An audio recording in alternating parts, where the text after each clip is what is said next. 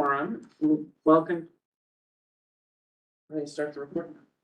Recording. Oh, fantastic. So welcome, everybody. This is Executive Committee, United Community Board 1. Clearly, I need more coffee at 6:05. Goodness gracious. Alrighty, so we're going to welcome Gigi, who I feel like I've seen. Oh, yes, I did. Thank you for all the work. And Gigi and I were at Borough Board this morning at 8:30 in the morning. So yay, here we are, same building. Same building, different topic. Yeah, actually, Diana's gonna present today, the, results of the engagement survey and then just some general engagement updates.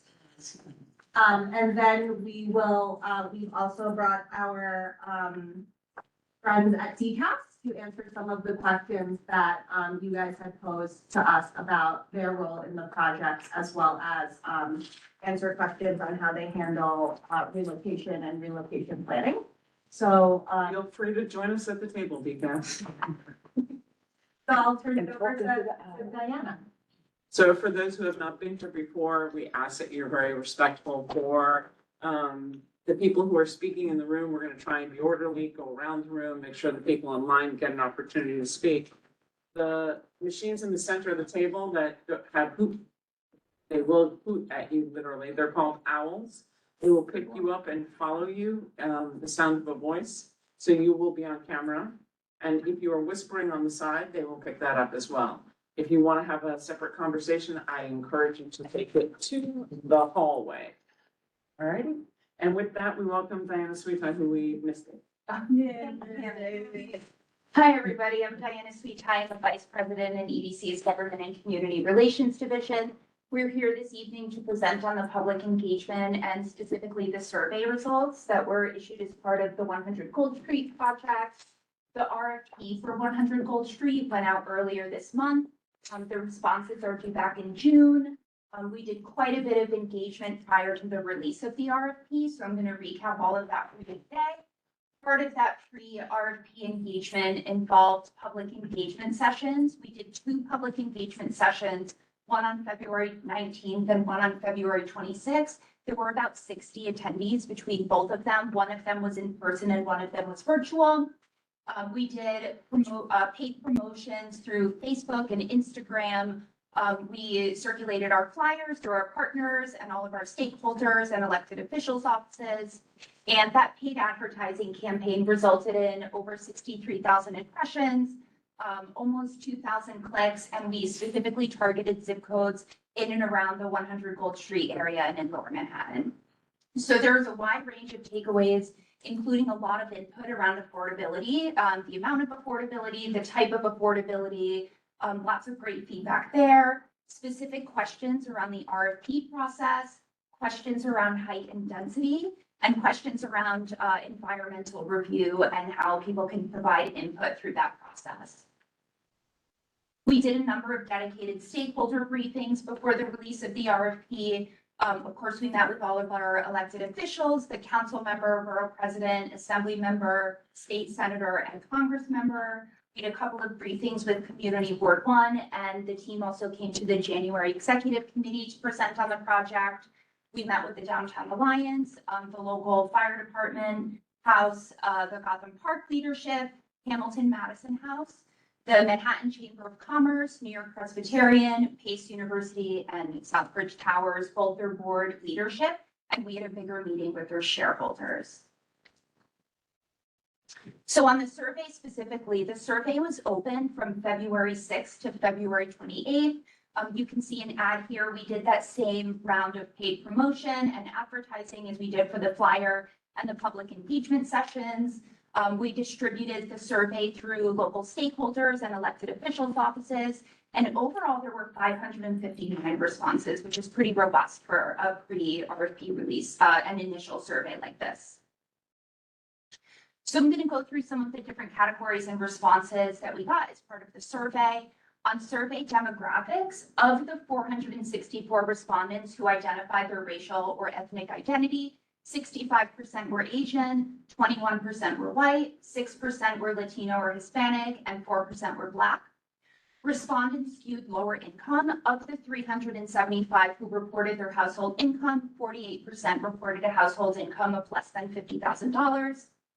Respondents had a diverse living situation with 35% owning their home, 29% renting, and 20% either being NYCHA tenants or renting via a voucher. We asked a question on relationship to the neighborhood. What is your connection to the Lower Manhattan neighborhood? Select all that apply. So 68% of respondents selected that they were a local resident. 56% identified that they had involvement in the area for shopping or services. 48% reported a connection to the area with family or friends. 42% for work or school, and 1% reported not having a connection to the Lower Manhattan neighborhood. There was a question on overall development priorities. What are your top priorities for the redevelopment at 100 Gold Street? And you could select up to 3. So 44%, most people selected maximizing the overall number of affordable homes, low and middle income. 40% reported new community services or amenities. 31% at public space improvements. 27% building height and density. 27% maximizing the number of affordable homes for the lowest income. 22% a lively ground retail storefront environment. 19% publicly accessible open space, and 10% noted other. There was a question on affordability priorities. In your opinion, which groups have the greatest need for affordable housing in Lower Manhattan? And again, you could select up to 3 here. So 63% selected seniors, 36% households with children, 28% single people, 23% young adults, 21% homeless, 21% people with disabilities, and 33% other. More on affordable housing priorities. In your opinion, what household sizes are most in need of affordable housing in Lower Manhattan? You could select up to 2. So 64% said family of 4. That's something that we hear quite a bit, especially in this Lower Manhattan area, is that there's a greater need for larger size families, units with more bedrooms and less studios and 1-bedroom apartments.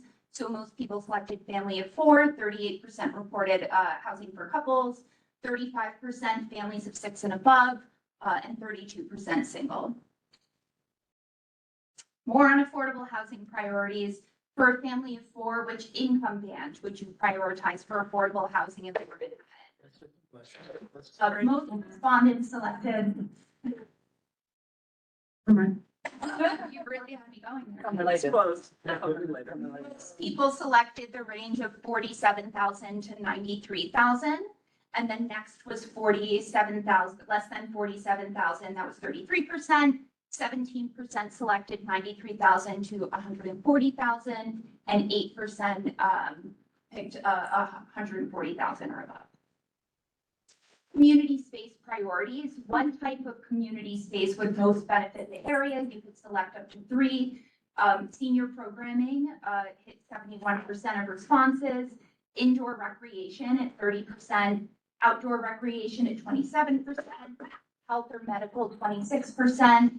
Community gathering, 22%, arts and cultural, 19%, childcare or daycare, 16%, job training or education, 14%, after-school programs, 14%, and other at 5%. Commercial priorities, these are priorities related to activating the ground floor with different retail services. What type of commercial retail services are most needed? Select up to 3. Grocery store was at 52%. That was the highest response. Restaurant at 47%. Pharmacy or convenience, 44%. Small scale retail, 33%. Bodega or corner store, 20%. And other at 10%. The question about public space. What public space improvements are most needed around 100 Gold? You can select up to 3. The biggest response was enhanced landscaping at 56%. Sidewalk improvements at 43%, street lighting at 39%, better public recreation at 30%, street furniture at 28%, public art at 18%, and other at 6%. So that's the recap of our survey results, and I want to highlight a couple of other things. I had mentioned that the RFP was released at the beginning of March. I'll say again, responses are due at the beginning of June. We had the RFP information session earlier this week. There was a good turnout, about over 150 people attended. I also want to highlight, and I put the links here for anybody that wants to follow the RFP process. There's also a site visit as part of the RFP process. That's really geared towards potential respondents for the RFP, but it is open to anybody. So anybody that's interested in joining this site visit, you could go to the link, the community board has this presentation, you could circulate it. So what you see here is both the project website and the website for the RFP. So if you're interested in following along with the RFP, going to the site visit, you could go to that website. And then we have a general email address if you want to stay updated, if you have any comments or feedback that you want to continue giving, that email address is the best place. And I'll also note that as part of that RFP website, all of the questions that were asked in the RFP info session, questions that continue to come up on the site visit, we're continuing to collect those questions and they are responded to in writing and posted on that website. So if you want to follow along, that's the best place. So that's it on the survey, but like we said, we also have our partners from DCAS here to speak a little bit to their process. I know that there have been questions both on the DCAS element of the project, their process specifically as it relates to relocating to agencies. So if it's good with you, we'll turn over the floor to them, but first I see that Jeff has a question. I have a question on the Yeah. survey, yes. I think I read online, and I don't know if it was in the RFP or on some other something, that the demographic age-wise of the respondents to the survey was in sort of a senior citizen area. Nothing wrong with them since I'm one myself, but I think the median age was something like 65 years old. Now, that may be, I'm not sure that it was one of these slides, but that may be because that's who lives in the local area. But I suspect it's also because us old folks are more likely to fill out a survey than young people are. So I don't know if you can correlate responses to the age groups that were responding. But I think you should adjust the results in some way. There must be some survey experts probably know how to do this in some way to maybe adjust for the age of the respondents.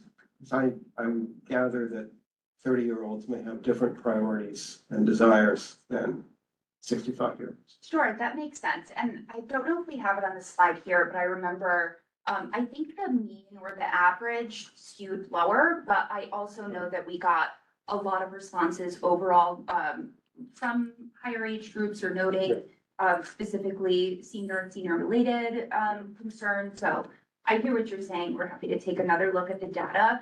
I'll also mention, because I think it's important, the specific purpose of this survey at this time was really to get a broader, more global view of the overall concerns. We're so early in the process.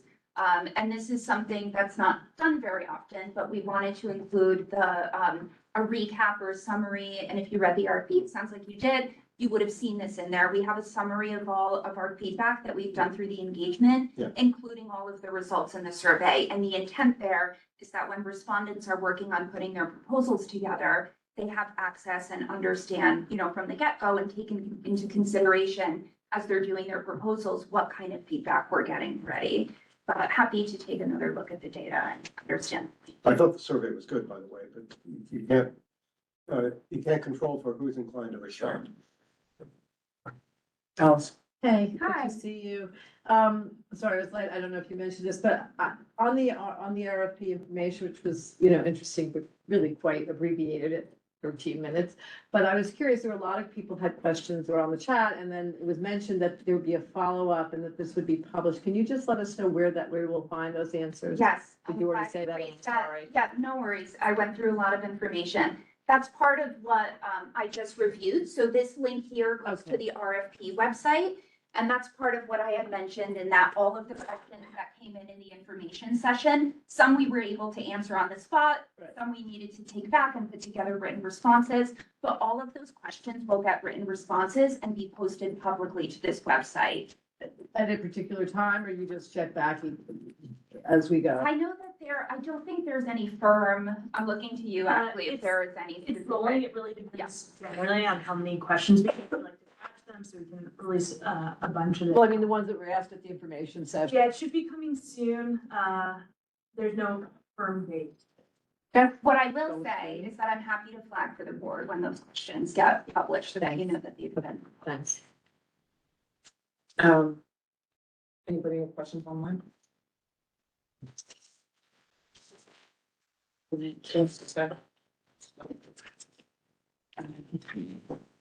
have one. Go ahead, Mariama. Thank you. Thank you. So this, I'm sure this is going to be based on AMI. I have tremendous problems with AMI that we're not going to fix at this meeting, but considering that it was implemented in the 1930s, before Black people had rights or women could even have their own bank accounts, I think it's really problematic that this is on what we base rents and things in this state and in this country. And I wonder if there's any consideration for things like that when you're talking about a family of 4, for example, that it may be 2 lesbians that are never going to have a man to provide, and maybe never going to have the, the salary that's required, perhaps, with their children. It may be a single mother with children, and maybe add another, intersection on that. It may be a single mother of color. Is any consideration put into things like that when we're talking about the demographics of the potential units in the future and how they would come to be able to afford them? Yeah, if I'm understanding the question and in kind of family composition and how that has weight on AMI, the way that it's framed, like I said, in this introductory survey is quite broad.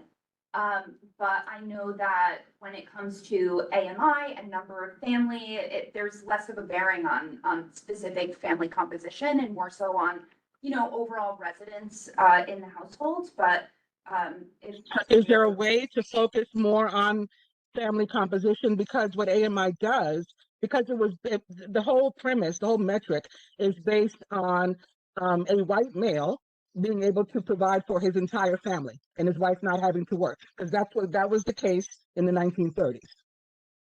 So applying it now, how do we, in fairness, consider the family composition today, modern day?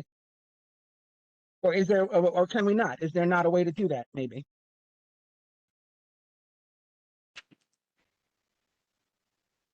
Hi, Please introduce yourself as you speak. yes, hi, Melissa Otten. I'm the Director of Manhattan Planning at HPD. We get a lot of questions like this throughout the city, and we understand that AMI is a hard metric to work with. It is the metric we have to work with because that is what the industry understands. That's what the federal government hands down to us. That's what the lending is based off of. And I totally hear your concerns about how AMI does not reflect family composition. Unfortunately, there's not really a way to target specific composed families, but we can create units that are sized for those families, and we can advocate for AMI levels that might reflect the incomes of those families. So we try our best at HPD to hear, and this isn't our project as the EDC, but at HPD, we try our best to listen to what the communities are saying about the income levels and the needs of their within their community. And we try to match the units or provide those units that reflect those needs. Other things that we can do to address is think about community facility uses that might help people in the neighborhood that are composed of certain or have certain family compositions. So that's feedback we're always looking for from the community. I appreciate that answer. Thank you. So I'm gonna, no. Oh, I'm Stay. I see Uh, food. yeah. I'll go online. Susan, you go next. I just want to say two things, that I think we should demand, although they don't have it anymore, but that there be a preference for community residents. HPD will go under the guise of HUD, but who knows who will be in charge of HUD? That's number one. And number two, I think it's critical that that be considered. And under this administration, who knows? But the second is, when we talk about community space, who's going to fund it? And if they're going to sell this property, how do we guarantee that some of the money that the city is going to get goes to fund whatever program we want to put in there? That should be mandated in some way. Thank you. I'm gonna tag on to Susan, because what specifically cannot be funded or should not is the premise that EDC came to us in the beginning that said, for example, the community space would be the senior center that you're displacing. So we'll put it back. That's not actually a net gain. That is something that should be done, period. As of right, that community center, if they choose to come back to that location, that should be rebuilt for them. And that should not be taken out of what's offered to the community for this entire project. Whatever that is, that should be a baseline. Much like moving HPD or whatever the concept, should be part of the baseline, not considered a community benefit that you're getting. That should be part of the original plan. You understand what I mean by that? I understand what you mean, and it is baked in. Part of the requirement or kind of the jumping off point is getting enough revenue from the sale of the property to fund both the relocation of the agencies and the older adult center. And when we talk about community facilities, and this is part of why this early engagement is so important, so the respondents have a chance to review, and so that we have that into consideration when we're reviewing those responses. That's on top of or in addition to the relocation of the agencies and the older adult center. So give me one sec, Rosa, and then I'll go to you and then I'll go afterwards. Go ahead, Rosa. Just wanted to clarify, one time and see, community facility as a zoning term versus community facility as like most community members see it, because obviously community facility as a zoning term could apply to doctor's offices and like a whole bunch of different use groups that don't actually allow for community members to freely utilize the space as a public benefit.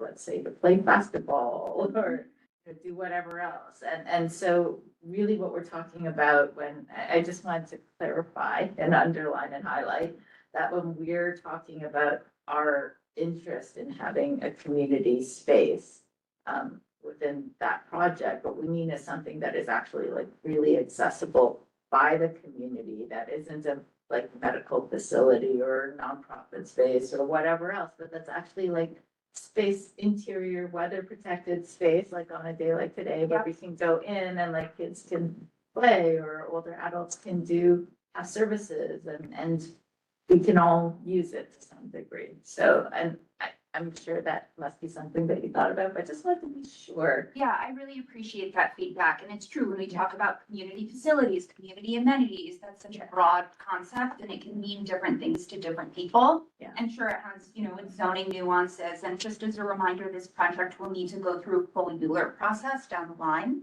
But that's exactly the type of feedback that's really helpful to us right now in specifying what kind of recreation space, is it indoor, is it outdoor, ground floor access, that kind of thing is really helpful. And as we go along the process and continue, like when we get to the point where we're doing our ULURP application, like then we'll get into the zoning of it all. So would that be a part of the questions that are listed on the RFP site when questions are put in responses and answers, or is it not addressed and only come back during ULURP? Like what, I think for the public to understand, Rosa's point is very well made.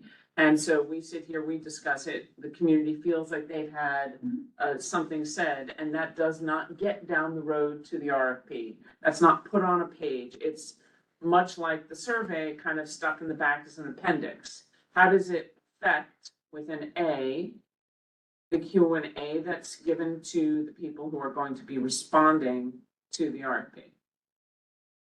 Well, the Q and A that gets, published and republished as part of a rolling basis is really designed to respond to respondent questions as part of the RFP process. But we're collecting this kind of feedback, and it's included in the RFP. And like I shared earlier, the intent is for the respondents to review that and to take that into consideration as part of their proposals. So if a respondent asks the question, it would be answered for the RFP, but if the community board's asking the question, it comes back for you or sometime later down the road. Well, it's documented in the RFP in that appendix where we capture the feedback that we've gotten through all of our public engagement sessions and through the survey. And all of those survey results are also posted in there. And that's something that we'll continue to discuss. It's not just when we get to ULURP, we continue having this dialogue. There's also the whole environmental review process that has, hearings and comment periods. And I can read, the expression on your face. But I get your point. We've been down this road. So Of course. another topic that we have on the agenda tonight is 250 water that we'll be talking about. And that gives you probably the clearest example of we've been down this road and not, period. Alice, and then I still have. I didn't realize, I thought this was a survey, but with that everyone seems to be in the room that might be able to answer some of the questions that I know I had the other day was just, how many square, is it what's the building now, 465? Ashley? The building, or I'll leave to you. Am I way off, 615? Plus or minus 500,000. Okay, we're pretty close. So, and is it full at this point? It's chock full, okay.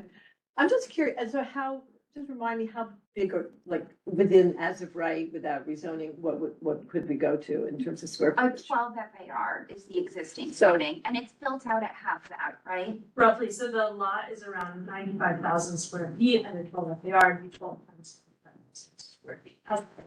Big, a lot bigger than what you have.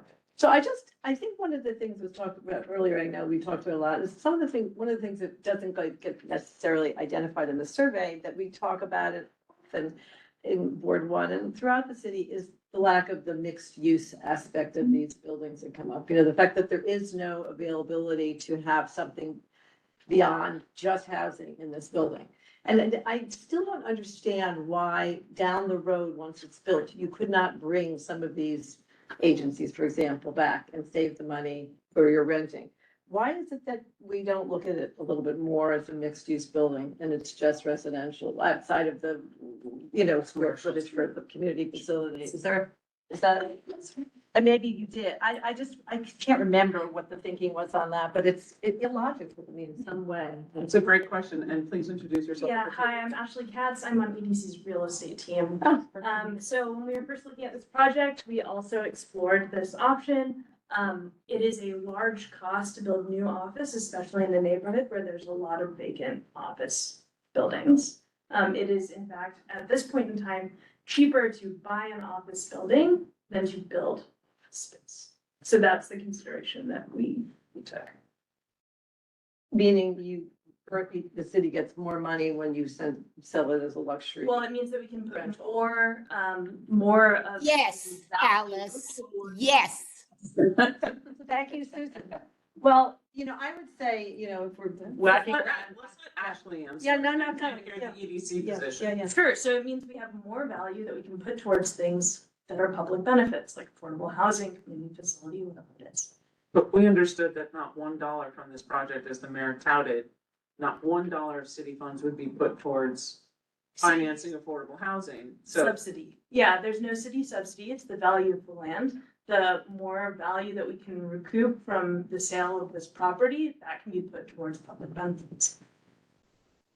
And so the question is, how does that get put back into affordable housing in the neighborhood if there is a guarantee of no city subsidies? And I think maybe, I don't know if that is the real estate arguing with HPD, but this community board's fairly robustly said socioeconomically diverse affordable housing to serve more than 485X, which is a very limited term, or to take a look at other areas of the city. right? You look at Gansevoort that's promised whatever building they get is gonna be 50% affordable housing, Long Island City. I mean, why aren't those numbers being considered for an area that has lost more affordable housing than any other district in the state? And that is from our senator.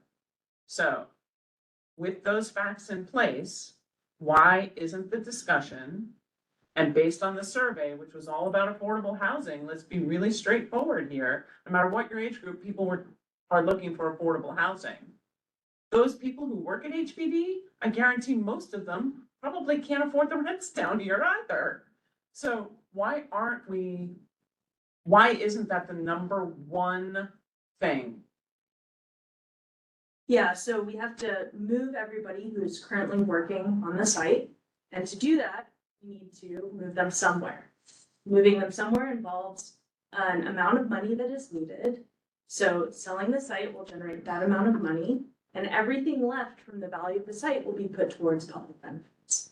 But we have to move everybody who's working on the site, which Gansevoort doesn't. You know, missing from the argument, I mean, it's such an economic argument, it's always, missing from it is the value of having a mixed-use building, you know? I mean, that doesn't ever seem to come up in the conversations. It's valuable to the city to have buildings that aren't just solely luxury high-rises with 20% sort of affordable.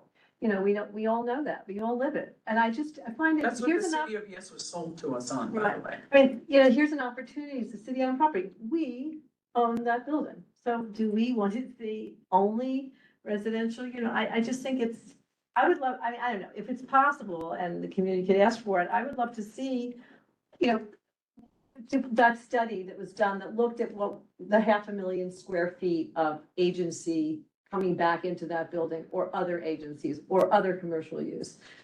Just curious, you know, was there any room for that? I mean, it just makes that's what makes that whole neighborhood such a great neighborhood is the mixed use of it. So I don't know, I just, you know, it always So bothered actually, me when it was can you first send us presented. that survey and study that was done about why the offices need to be put into a purchased building space? So I can look into sending some information about why it is cheaper to buy office than to build office. Yeah, that. That's a question.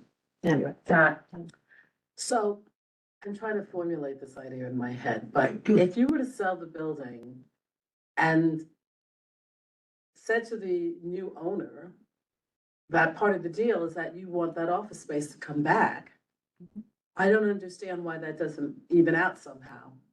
That you're selling them, they're gonna make money off of the part that's not that office space. and the building But can this- be double the size as Right, of right. Exactly. But we get to keep the office space that we've had at the same rate or the same rent or the same whatever that we're paying. Yeah, so I don't know exactly how the economics work out, but I would imagine in that scenario, for them to build office space, they would need all luxury housing, which is also not what you would want, because you would need enough revenue generated to build But we that new don't know office that. space. We don't know that. So I don't know why To we're build not. 500,000 square feet of office space.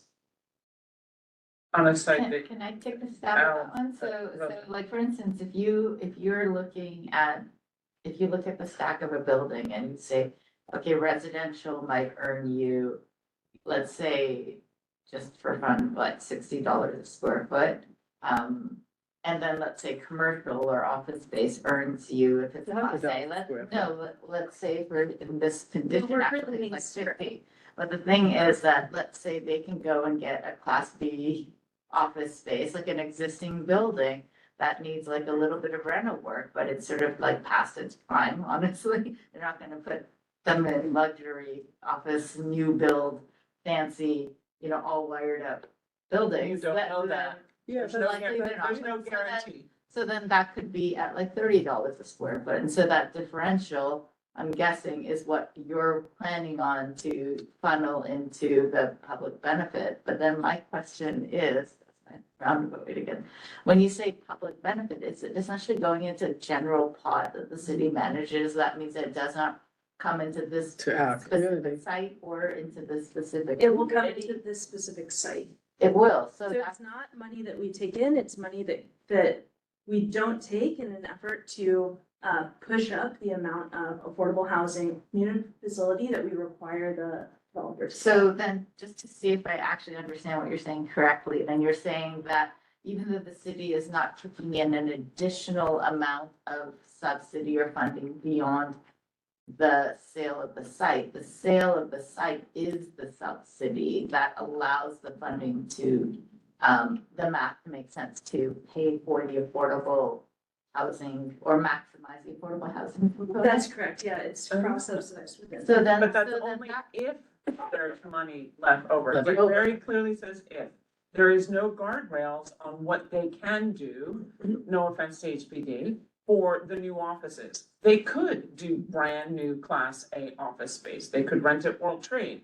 They could rent in the federal building, might be half empty by then. You know, they could rent anywhere. There is no guardrail that we have seen yet that says the goal is to, with X purchase price, spend Y and therefore have this pot left over.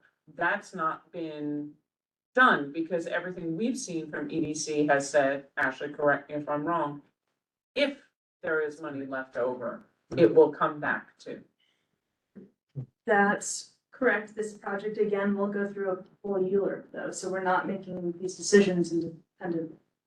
Right, but you had to have done some modeling, right? There had to have been modeling that was done at FAR 12 and FAR 18, because I doubt the mayor would have had drawings done and beautiful schematics that look like, hey, this is what you're gonna get at FAR 18, and we're gonna get 2,000 units out in this building.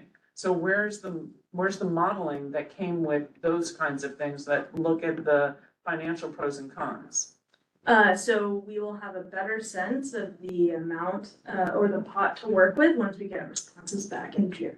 Yeah, and that's part of that if, right? Because we don't know yet what those responses will look like and how much we can expect to see to reinvest into community benefit. And I frankly, the reality of the project is that it requires ULURP, right? We need something that will make it through that process. And that's why we're taking into consideration all of this feedback early and trying to balance all of these needs under the constraints that we have. But there's a lot that we won't know until we get those responses back from the RFP process. Paul? Thank you. Yeah, I just wanted to reemphasize the importance of community benefits as part of the equation. You certainly, in the survey, spoke a lot about the need for affordable housing and what groups need it and should be provided with housing based on income, et cetera. But I think just as many people responded that there was an expectation, and certainly the history of and land use projects, certainly in this neighborhood. And I think there is an expectation that there will be and there should be services provided to this community as a result of building such a large project. And, you know, a community center is certainly one of the ideas that gets talked about because that could serve, you know, seniors, it could serve youth, it could serve different age groups. So I think we should look at that, and that's also an opportunity to look at rebuilding the New Market building site, which was offered by Howard Hughes as a community center site, you know, not that many years ago. So it's not a novel idea exactly, but it is something that we should look at and talk about.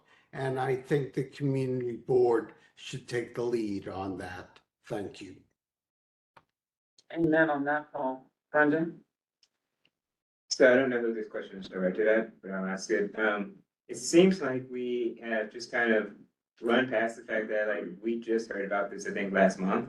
And I understand that the mayor has made this declaration and that there are RFP going out, but like, is the decision fully made that like we cannot keep that property and that we are selling it and that we're about to add 20,000 more people to this community out of nowhere? No, so the project has to go through ULURP. If it doesn't get through ULURP, it doesn't happen. So there's an opportunity for The question is when it goes to Euler as to if the city charter commissions have changed by the time we get there to know whether the Mhm. community board has an opportunity to weigh in or city councilperson does and whether it goes through city council. I mean, there are opportunities we could turn around and say, as a community board, yeah, we think the city should sell it with these conditions. No, we think it shouldn't sell it because we're not getting the conditions. There are lots of things that we can say, you know, yes or no to as we get down that. But the goal would have been to try and work, to try and get, to do a little bit more community-based planning than EDC planning. No offense intended to the real estate division and all our friends at EDC, but the goal from a community board perspective and community board planning would have been to potentially have a survey that was longer than a month, have a more Right. robust, you know, outreach and experience, and be able to really have these kinds of questions, like how can affordability be maximized from a city perspective, right? Do we have to sell the land? Why couldn't you build a building like they built originally in Battery Park City? Who retains, the state retains the land, right? And the answers that we get, well, you don't want Section 8 housing or NYCHA housing, do you? But you know what? There are lots of opportunities and programs that could have potentially been considered by the city, but we didn't get an opportunity to even have that dialogue because of the rush that's been put on. Right, because even with the survey, it's honestly, it was written to make the assumption that this was going in, and what do we want with it going in? And so that's a flawed survey, honestly, in general, because we should more so be saying, what is the ideal experience for this area, for this community, for this district? So just wanted to voice that frustration, while we keep talking about the assumptions that we're making, which is like, I mean, it seems that we're way ahead of what we need to be talking about. Honestly, we're talking about putting in a grocery store for a building that is 10 years out of being built. We don't know what's going to happen with the community, but let's do a survey about a grocery store. That just seems very flawed. Well, I'm gonna tag to what he's just said. Yeah, I don't know. I mean, I think I got the answer from while you were away. It was like, okay, well, yeah, but this is what we're doing. If there's anything different than that, certainly please let me know. But my understanding was, you're driving the car and this is where you're going. Well, just to set a little bit of context, right? So the city's in this housing crisis. This mayor and the administration has set a very aggressive goal of building new housing, including affordable housing. EDC plays a role in that, which is leveraging city-owned property at a time where public subsidy is so scarce. EDC is part of that tool in the toolbox for these models like cross subsidy and trying to achieve a couple of these goals at once, right? We have agencies and buildings where the ceiling's falling down around them and the need for affordable housing and how can we achieve a number of these goals along the way without digging into public subsidy, So, which is increasingly scarce. so that, And I will say on that, Tammy, like part of this process, like it's moving very fast. Yes, it's because we have these very aggressive goals based on these very dire needs. At the same time that we are hearing slow down, there are also voices that are saying, we can't get this soon enough and we need to build as much housing as possible, you know, including market rate. So we're trying to balance all of these needs and do as much engagement as we can in the time that we have. And the reality is that this amount of engagement and the response we've gotten is quite robust. And it makes this conversation as we have with RFP respondents very robust when we talk about, you know, a potential project moving forward and a project that still needs to go through environmental review and ULURP. it all sounds really great, but it ignores the fact that we have thousands of market rate units coming on board that have been announced. Thousands and thousands, not 1,000, not 2,000, not 3,000, way more than that are in the pipeline of being built. So to say that like we have a housing crisis, no, we have tons of market rate housing. We want more housing overall, and that's a good thing. But what we don't have in Community Board One, and what we are still consistently losing is affordable housing. Really. And this does not address that concern. Even more so, there was a report out on one of the morning shows, and Mariana can back me up on this, that talked about how many people living below the poverty line. We in Community Board One know what it is to build affordable housing post 9/11. We are the poster child of success. Where you build the affordable housing, people moved here, we opened new schools, we did everything right with 421A, robust growth, economic success, storefronts, everything. We even weathered the downturn in 2008. We've managed down here, and then Sandy hits. But what killed us beyond that is the expiration of 421A and everything that flipped to market rate housing. We displaced all these people. You've displaced tons of people. We are at the point that from having waiting lists at schools, opening 3 brand new schools, 3.5, I'll say, because one expanded and moved, right? We had over 140 seats available for migrant kids in the neighborhood this year.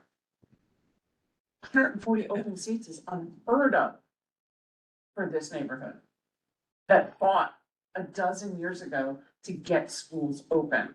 In 2009, we were talking about busing kids around because there were not enough spaces.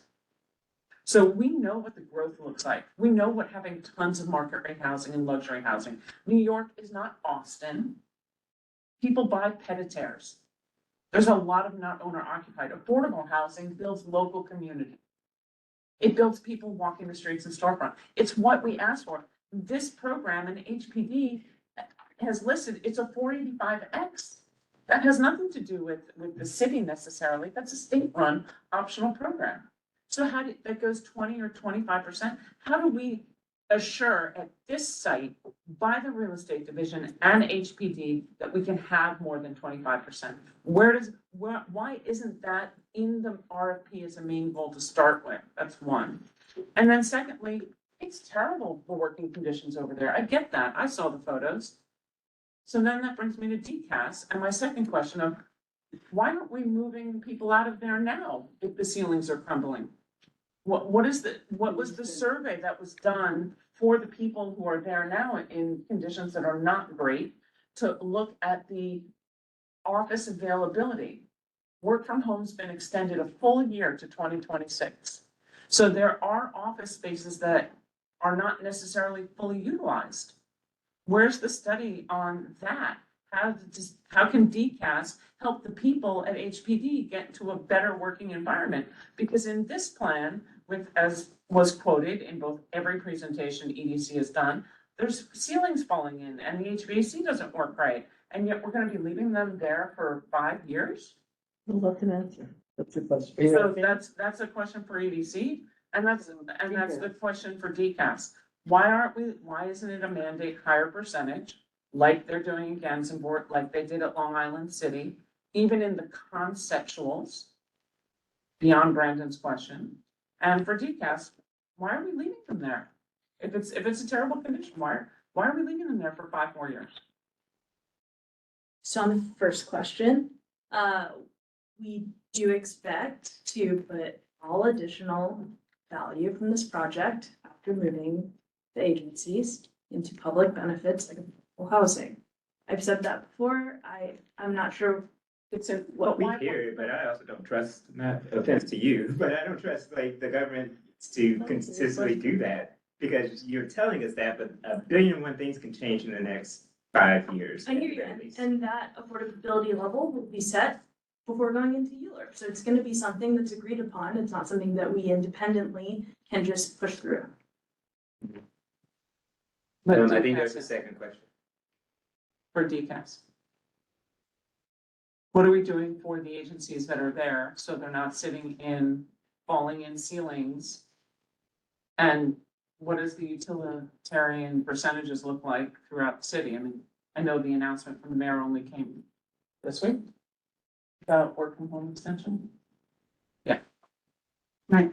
So my name is Javi Marie Verlano, and I am from the real estate division at DCAS.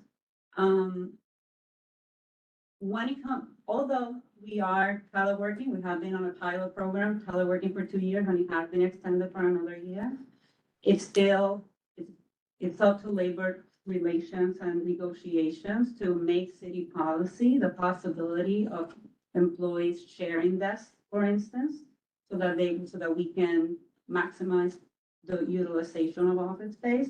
So right now, that is not an option that we currently have on the table that we can work with, but it is something that DCAS is looking to work with the administration to make a reality in the next coming contract, hopefully. I think the add-on to that is, going back to her question is, we're saying that this building is so horrible and we gotta move these people out. We absolutely do, but not for 5 more years. And what is the occupancy now? There are no open offices? Every DCAS building, every building that the city manages and city owns is fully occupied. There's no occupancy to move any agency from one point to another. We have a vacancy rate of about 2% across our office spaces. That 2% generally represents spaces that require environmental work because their roof replacement has to happen, or there's water damage or things like that for which we haven't been funded, and it's in the budget to at some point get to it. As you guys are aware, many of our agencies have been short-staffed for a number of years, so some of those projects have been in the pipeline, but they haven't been realized, so that those spaces can be utilized for office needs. However, even when you accrue all of that spaces, those are all pockets of spaces in individual buildings. So we don't have 500,000 square feet to move all of these agencies into the existing portfolio. Understood, but they don't need to move as one solid block either. There were agencies that were presented when EDC came. It wasn't 500,000 square feet of one agency. It was broken up to many agencies. And you're absolutely correct, but even those, and we will look to see if some of the smaller agencies, we can move into the existing portfolio. But the larger agencies like HPD or, we have Grow NYC, who's a nonprofit in that building, and the larger components we will have to find a new home for them. HPD represents about over 350,000 square feet. They're certainly not a space big enough to. And the one question that I want, that has not been answered though, where other districts are getting affordable housing guarantees from the get-go that are either 100% affordable, 50% affordable housing in terms of total build that has not been determined yet, in terms of size and scope. I think the city is making a huge mistake, and this process pushes that dialogue further in saying your land is too valuable for us to put affordable housing there, which is kind of what we have been told directly and indirectly, and that there's no equity in any kind of policy decisions like that. If there was, then you'd be looking at building more buildings on city-owned property that were higher percentages. And so we're still back to that same thing, that it's a high demand, high value real estate loses in terms of an equity position to have affordable housing there. And we've only gotten to this high demand by originally building affordable housing. I hear you. I wouldn't say that it is the high value of the land that is barring affordable housing development. It's the fact that we have agencies to move, and that move costs money, which is a separate fact from the value. Yeah. I just want to take issue with one of the things you said. I do agree we need lots more affordable housing. But we need lots more market rate housing as well. I said we need housing. No, you said we don't need any more market rate housing, and that is just exactly not true. The reason market rate housing is so expensive is that there's not enough of it. And I can kind of sense. 3,700 units being built currently. And that's not enough. That is not enough. And I applaud the administration for trying to move quickly with the resources that it has to build more housing. And I think, although what we are saying about this particular project, those are all legitimate points. But my frustration level at this, and this is not limited to New York City, it's nationwide, is that whenever anybody tries to build housing, there's always a reason why that particular project is not the right one. Pick one at random. If it's a large development, there's always a reason not to do it. And that's one of the reasons that it takes forever to build housing. So I think it is a crisis. I'm not saying that all the considerations that we're talking about are not valid ones, they are. But it is a crisis, and I think we need to treat it as a crisis. What percentage occupancy is the building now? For offices, is it 100% occupied? Yeah, the building is fully occupied. And what percentage of offices could be moved within the next 5 years to relieve the burden? Like you said, you have 2% vacancy. Has there been any analysis or study done of moving out from the worst corners that are leaking or anything like that? So we have been working with HPV, because I've been working with HPV on the areas that have facility challenges. We have been working with them to try to improve those areas. You know, over the years, there's definitely no argument that if we were to move all those agencies, they would have a much better office environment. But given the resources that DCAS has and that the city has available for office build out, we have done the best that we can to provide the best conditions that they have. Susan has her hand up and down. Susan, are you, I have a question. we'll go, but, you're second. Rosa had her hand back up. Sorry. Yeah, but that's all right, you can't see me, I actually wanted to agree 100% with what Jeff is saying, because in the time that I've been on the CD, I mean, so many projects that have come across the desk that have an affordable housing component. We can bitch and moan about the fact that we don't have affordable housing, but the reality is that our analysis and fighting over these projects has delayed them or killed them to the point that we don't have, so you can't say, I want affordable housing and then attack every project that has some segment of affordable housing. And then be like, oh, well, we don't have any affordable housing. It's like, we have to try to actually allow projects to proceed that do have affordable housing in them so that we can have them coming in the pipeline, because buildings take a long time to go through the entire process and build. We have not And stopped they- any project down here. We have definitely slow walked a lot of projects, but though, please, my Yes. question is that there is a long period of time that passes between when a project is conceived to when the project actually gets built and is able to welcome people into the housing, and so we need to think about that pipeline, and actually, when there is an opportunity for affordable housing to happen in a site like potentially this one, I think we should recognize we're not gonna get that housing for many, many years.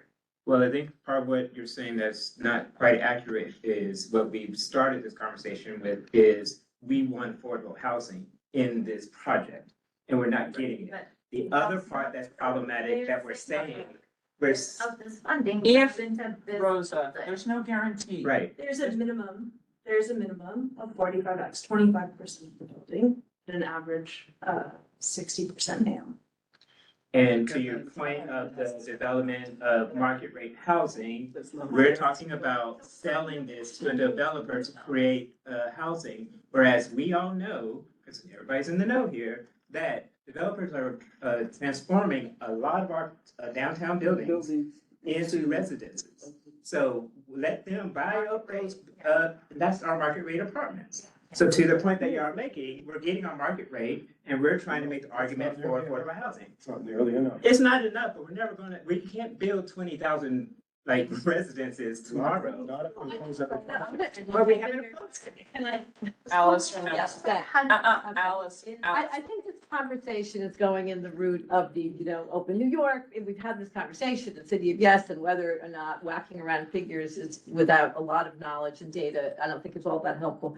I would love, I'm saying personally, I don't know where we're gonna go with that, but I am kind of curious with you in the room. If you could speak to what you define as a public benefit in light of what Rosa was talking about earlier, and what percentage of this building would be given over to what you described? And one example or two in downtown New York where we see a public benefit like what you're going to be offering here. So I think that's what we look to the community for. for things like the survey, but also throughout the environmental review, comments periods, and ULURP process. So this isn't something that we're trying to decide independently. This is a reason why we engage with the community, because we want to know what the Well, I community mean, looks like. in real estate at EDC, how do you define public benefit? In other words, can you We define expand it on that?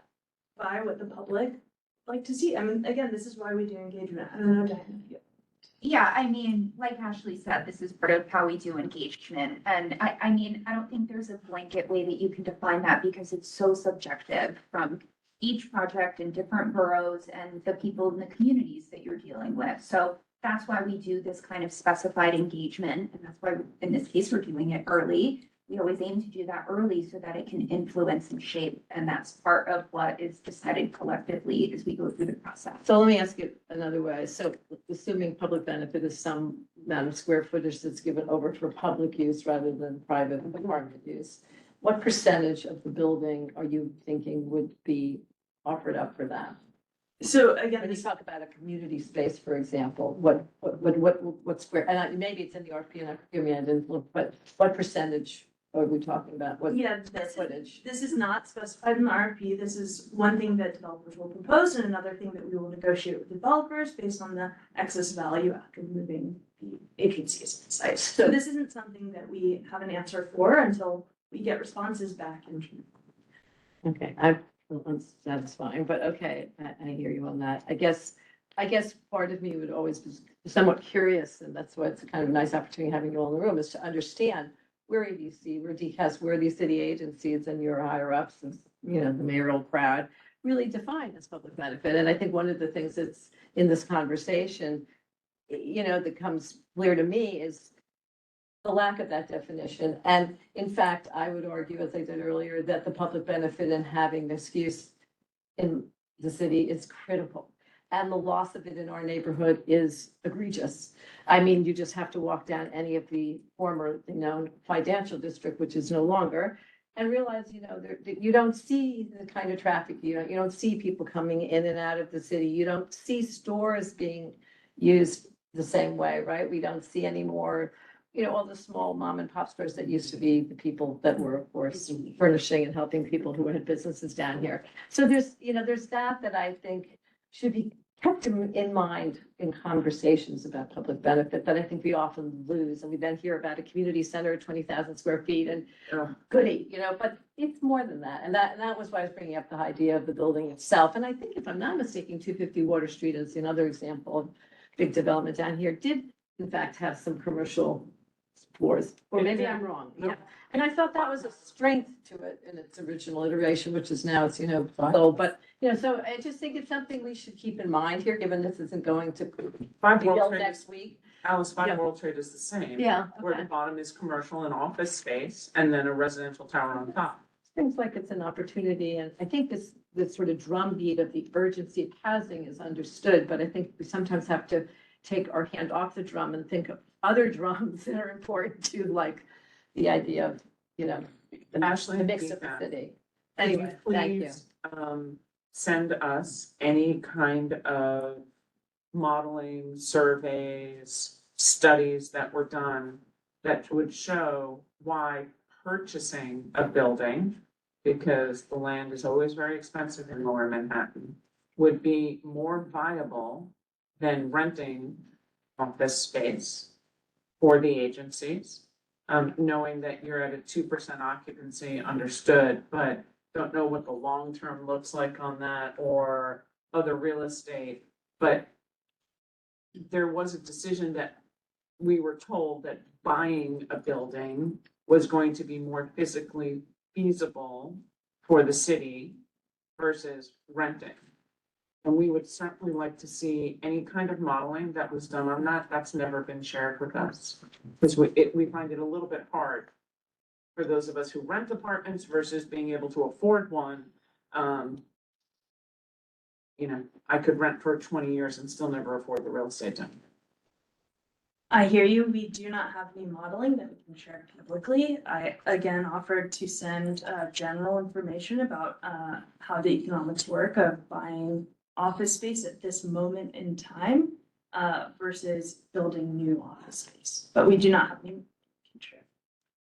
we are not looking at buying the building in this.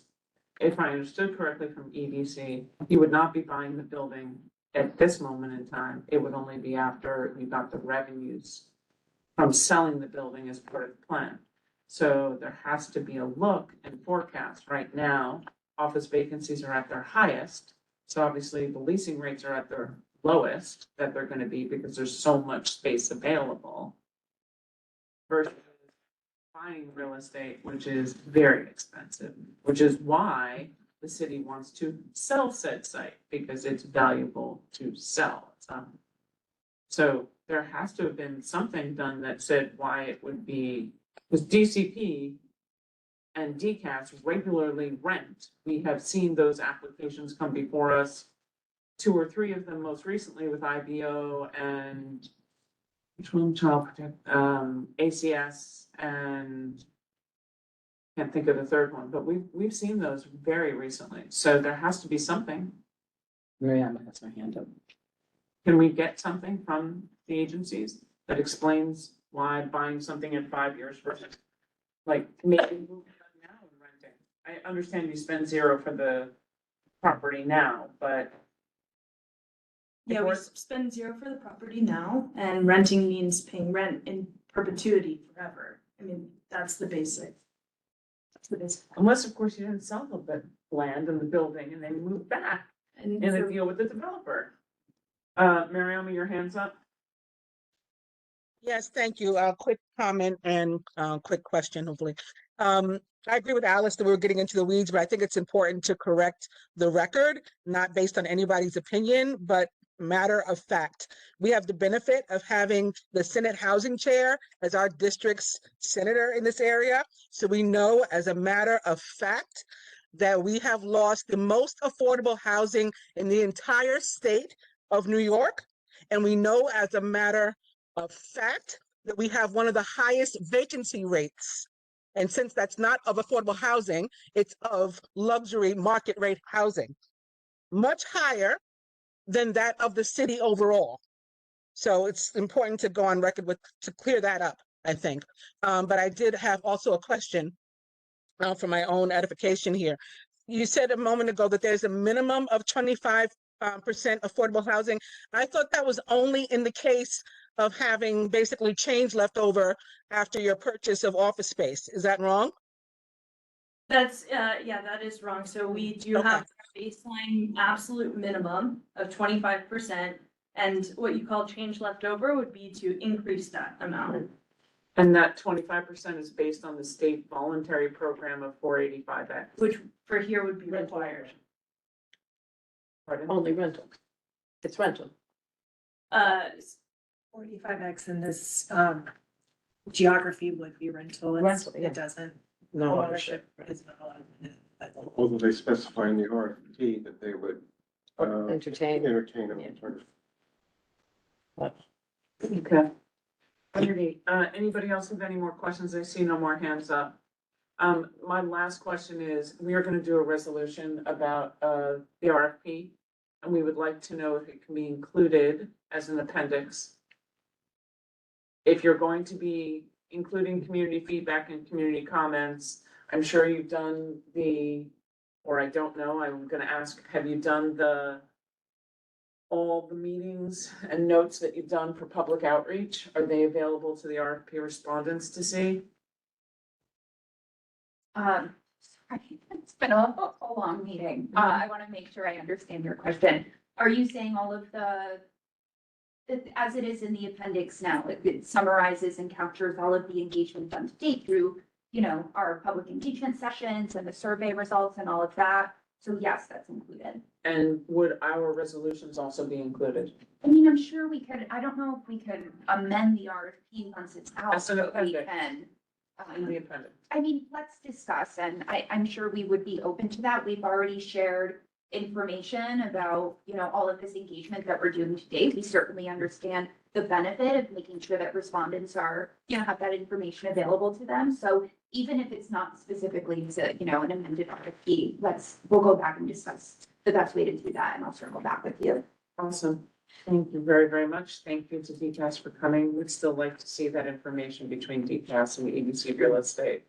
so we can understand, the community can understand the value of when the building that's owned by the people of New York is going to be sold, what the anticipation would be for the costs for the purchase of new space versus rental of new space, knowing that it won't be in today's dollars, it's in 5 years' dollars.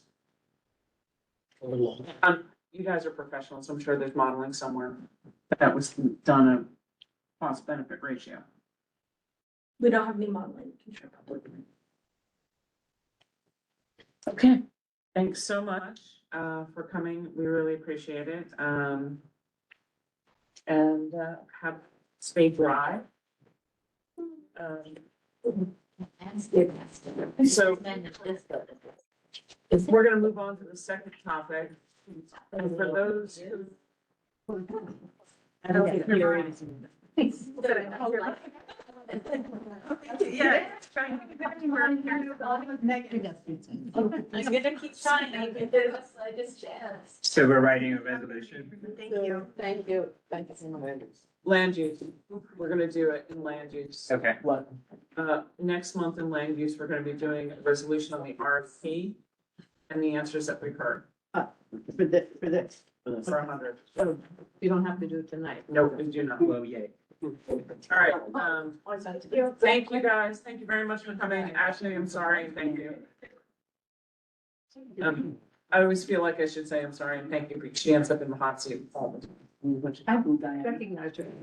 I didn't recognize her. So, for those who have been following the news, 250 Water Street is up for sale. Yeah. So, for all the conversations and everything that we've done, that we did as a community to try and work on, everything, there's a couple different factors that the community should be considering. One is that Howard Hughes had applied for 421A, so they have to have shoveling ground, and, by 2031, I believe, was the year that their 421A expires. They also have a permit from LPC after everything that we went through, and that will also expire if it's not built or tried or stuff. So there's a lot of discussion and dialogue about the building. There's been a lot of comments from the Seaport Group, which I know Paul is, and I hope that he can also. And we brought George in, who knows a little bit of what we've been talking about, because we'd like some understanding of where the community is after all the hard fought conversations. And here we are talking about affordable housing, and we got 421A there, which was great to have affordable housing guaranteed, but if they sell the site, potentially there's no guarantees. So, George, I'm gonna have, and I will say that Michael Kramer, who's traveling today, did have a novel thing to ask the city in terms of resiliency to study purchasing the site back from Howard Hughes and using it as the pump station site for resiliency instead of having a pump station along the water, because all the piping goes already underneath there. So whether or not that could be used in a study to look at that, which I thought was an interesting concept. Would it alleviate having obstructed views if it was there instead of? It's not gonna be 30 stories. It might. I meant for the river, not for you guys. It's, I mean, it should be as far. wouldn't have the pump, you wouldn't have a pump house building along the water. Right, okay. So, I just have a factual question. Have they done any construction? No. there? The same puddles are there that have been there. so they did, Nothing. they did They did the brownfield cleanup. Right. Finished the brownfield cleanup, so it is construction ready. And that's it. That's it. Yeah. Nobody has checked that they have done the brownfield cleanup. They've told us they have. But No, Susan, we Oh, did. God. we do? Yeah, we had an environmental monitor and everything. Oh, okay. They finished and sealed. It's ready to go. Okay, George, you're on. All right, great. Good to see everybody. I'm going to share a document. Hold on. One second. If I can figure this out, I will. Can you figure this out for this? Hold on. And I'm going to share this window. There we go. Okay. Can you see my screen? Yes. Yep. Okay, great. All right. So my understanding of the task was, should you all expect changes at 250 Water because of the City of Yes zoning changes and with the potential sale? Could a new owner, what could the new owner do considering, we just made changes to 2,700 pages worth of zoning text? What would this do? So I put on my hat and I thought, well, what might this do? My developer hat. And, it's important to remember that when 250 Water Street was, when it went through the process, it didn't get rezoned. It's still a C62A. And that means it's a 125-foot height limit. That's it.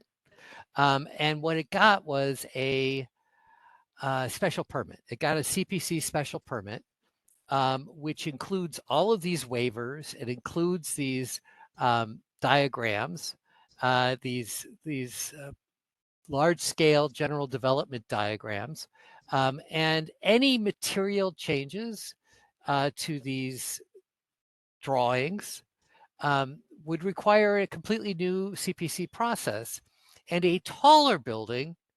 So if they wanted to do something bigger than what was here, it would reopen ULURP. And so it would go through the ULURP process again. And the reason is unlike Independence Plaza or unlike Two Bridges, this still has height limited zoning. And so increasing the height would increase the level of noncompliance, and so it would have to go through ULURP again. And in addition to that, you also have these findings, and they would have to go through, get new findings. And as Tammy said, it has an LPC approval, right? And so any material changes to the form or materials would require reconsideration of that LPC approval. Depending on the materiality, it would either have to go before the commission or at the staff level. But it would be, they have this right now. It would be a significant change to have to go back to LPC. And then finally, there are these multiple restrictive declarations that got placed on the lot during the process. Many of them, if they were going to go back and change the plan, they would have to amend at least some of these restrictive declarations. So, when you think about City of Yes and what it did, it mostly, not entirely, but mostly it was impacting as of right development, not development that's governed by all of these waivers with special permits. And so, what might we see? We might see a slightly wider range of uses, commercial uses. The first 5 floors of 250 Water was considered for commercial uses and community facilities. So you might see a wider range of uses there because economic opportunity would allow more uses. I was really pushing the envelope here. It may qualify for new floor area exemptions for amenities, what we used to call quality housing exemptions, but essentially are new exemptions for building amenities. But they can't really use it without changing the building envelope. They might have, some small amounts of additional floor area that maybe they could use somewhere else. I don't know. It's a real reach. But any material changes to the building envelope to use the floor area, I mean, it's going to open up the CPC special permit. So, it seems that the any development here, it's going to be this. I mean, the value of this site are the entitlements that it got throughout that entire process. And to go through, a developer may, have a different vision for the site, and they may want to reopen everything again. But if they do, it's going to go through that process again, and you're going to be weighing in on it. That's really all I have on this. If there are questions, I'm more than happy to answer. George, you have slides here, but Yeah, we we didn't didn't see them. yeah, You might want to just kind of. Oh, unbelievable. I am so sorry that they didn't go through. We were looking for them, waiting for them here. Yeah, can we go into presentation mode? Oh, heavens. I am so sorry. It's okay, if you put it into presentation mode, then you can click forward. That would be fantastic. Okay, I am. Okay, thank you. Are you able to see my screen? Yes. Yeah. Just the first one. And you're not able to see anything else. No, Well, we see it on the side, but not. Yeah, not they're big enough. just small versions. All right, hold on. So it sounds like good news. Basically, Mhm. we don't have to worry about it unless, like some major thing happened. It sounds like it's gonna be pretty much what we know.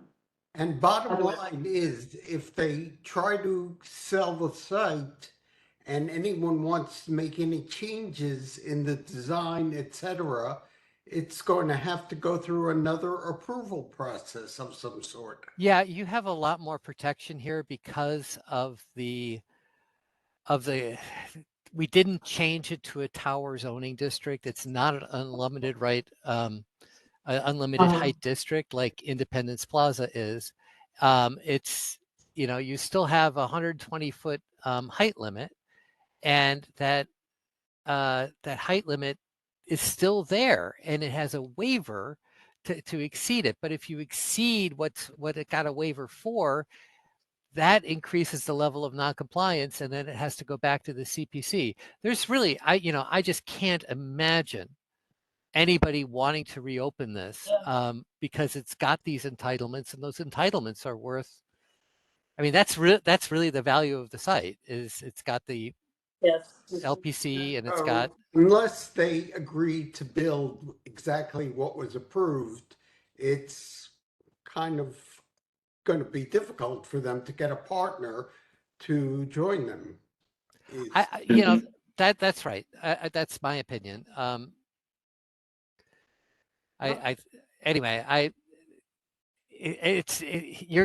You're stuck with it whether you like it or not. Let's put it that way. Listen, we moved on. It is what it is. We would just like the site at this point to be built, I think. Can you show your second page? Oh, sure. There we go. There we go. That's, I think your last page, but can you go to the second one with the map? Okay, all right, can you see it now? No? Yes. Yes.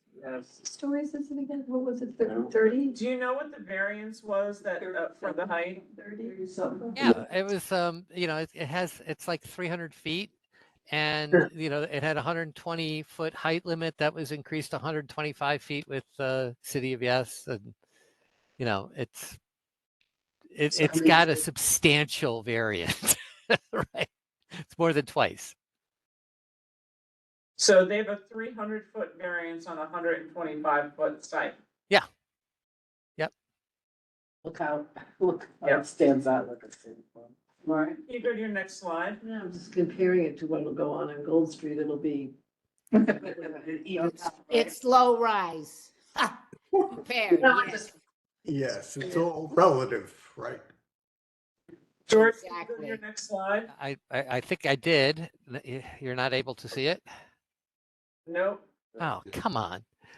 Sorry. I'm having such troubles. And I go through it like this, it doesn't move for you? No. No. Maybe you can You just. did, you got the first one up. And the Why can't second he one. just send it to us? All right, Yeah. well, let's do it this way, all right? Perfect. Okay. All right, so there's the second part of what George was talking about.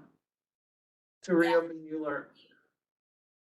But does their CPC special permit expire? It will, there is, a lot of them do. That's a very good question, Tammy. A lot of CPC special permits do have expiration dates. I don't know if this one does. I would have to look. Please check. Sure. Isn't it just like an amendment process though, George? Or do they really have to do a whole new show? Isn't it sort of? It is, I know in Penn Station, they just went through, like, it had a 5-year, and then they got another one for 5 years. And it was a really low bar to renew it. Yeah. And if it's going to be like that, it'll be a low bar. But it's whether it even has one or not. Mm-hmm. Okay, do you mind flipping to the next slide? Of course. There you go. All right. Sorry about the difficulty. I apologize. That's okay. You're moving now. Right. And so, the LPC approval is, it wasn't a small thing. Let's put it that way, right? And it was a specific approval of a building. And this is their certificate of appropriateness with their expiration date of 2027 on it. Yeah, That's soon. Yeah, it's soon. It is. Not that soon, but soon. Yeah, Yeah, 27 is, I you're mean, halfway through 25. yeah, They're never gonna. I mean, our hope is that they get a partner and they build the building, but, hey. All right, next slide, George. All right. And these are just the cover pages of 3 of their restrictive declarations that I found online. And again, some of these are like, requirements for them, cleaning up, has to do with environmental stuff and the distribution of floor area within their building, and what is affordable, what's not. It's, again, if they're changing what's in their building, some of these restrictive declarations would have to change as well. You could and they can change. It's just that you have to get all the parties to agree to change them.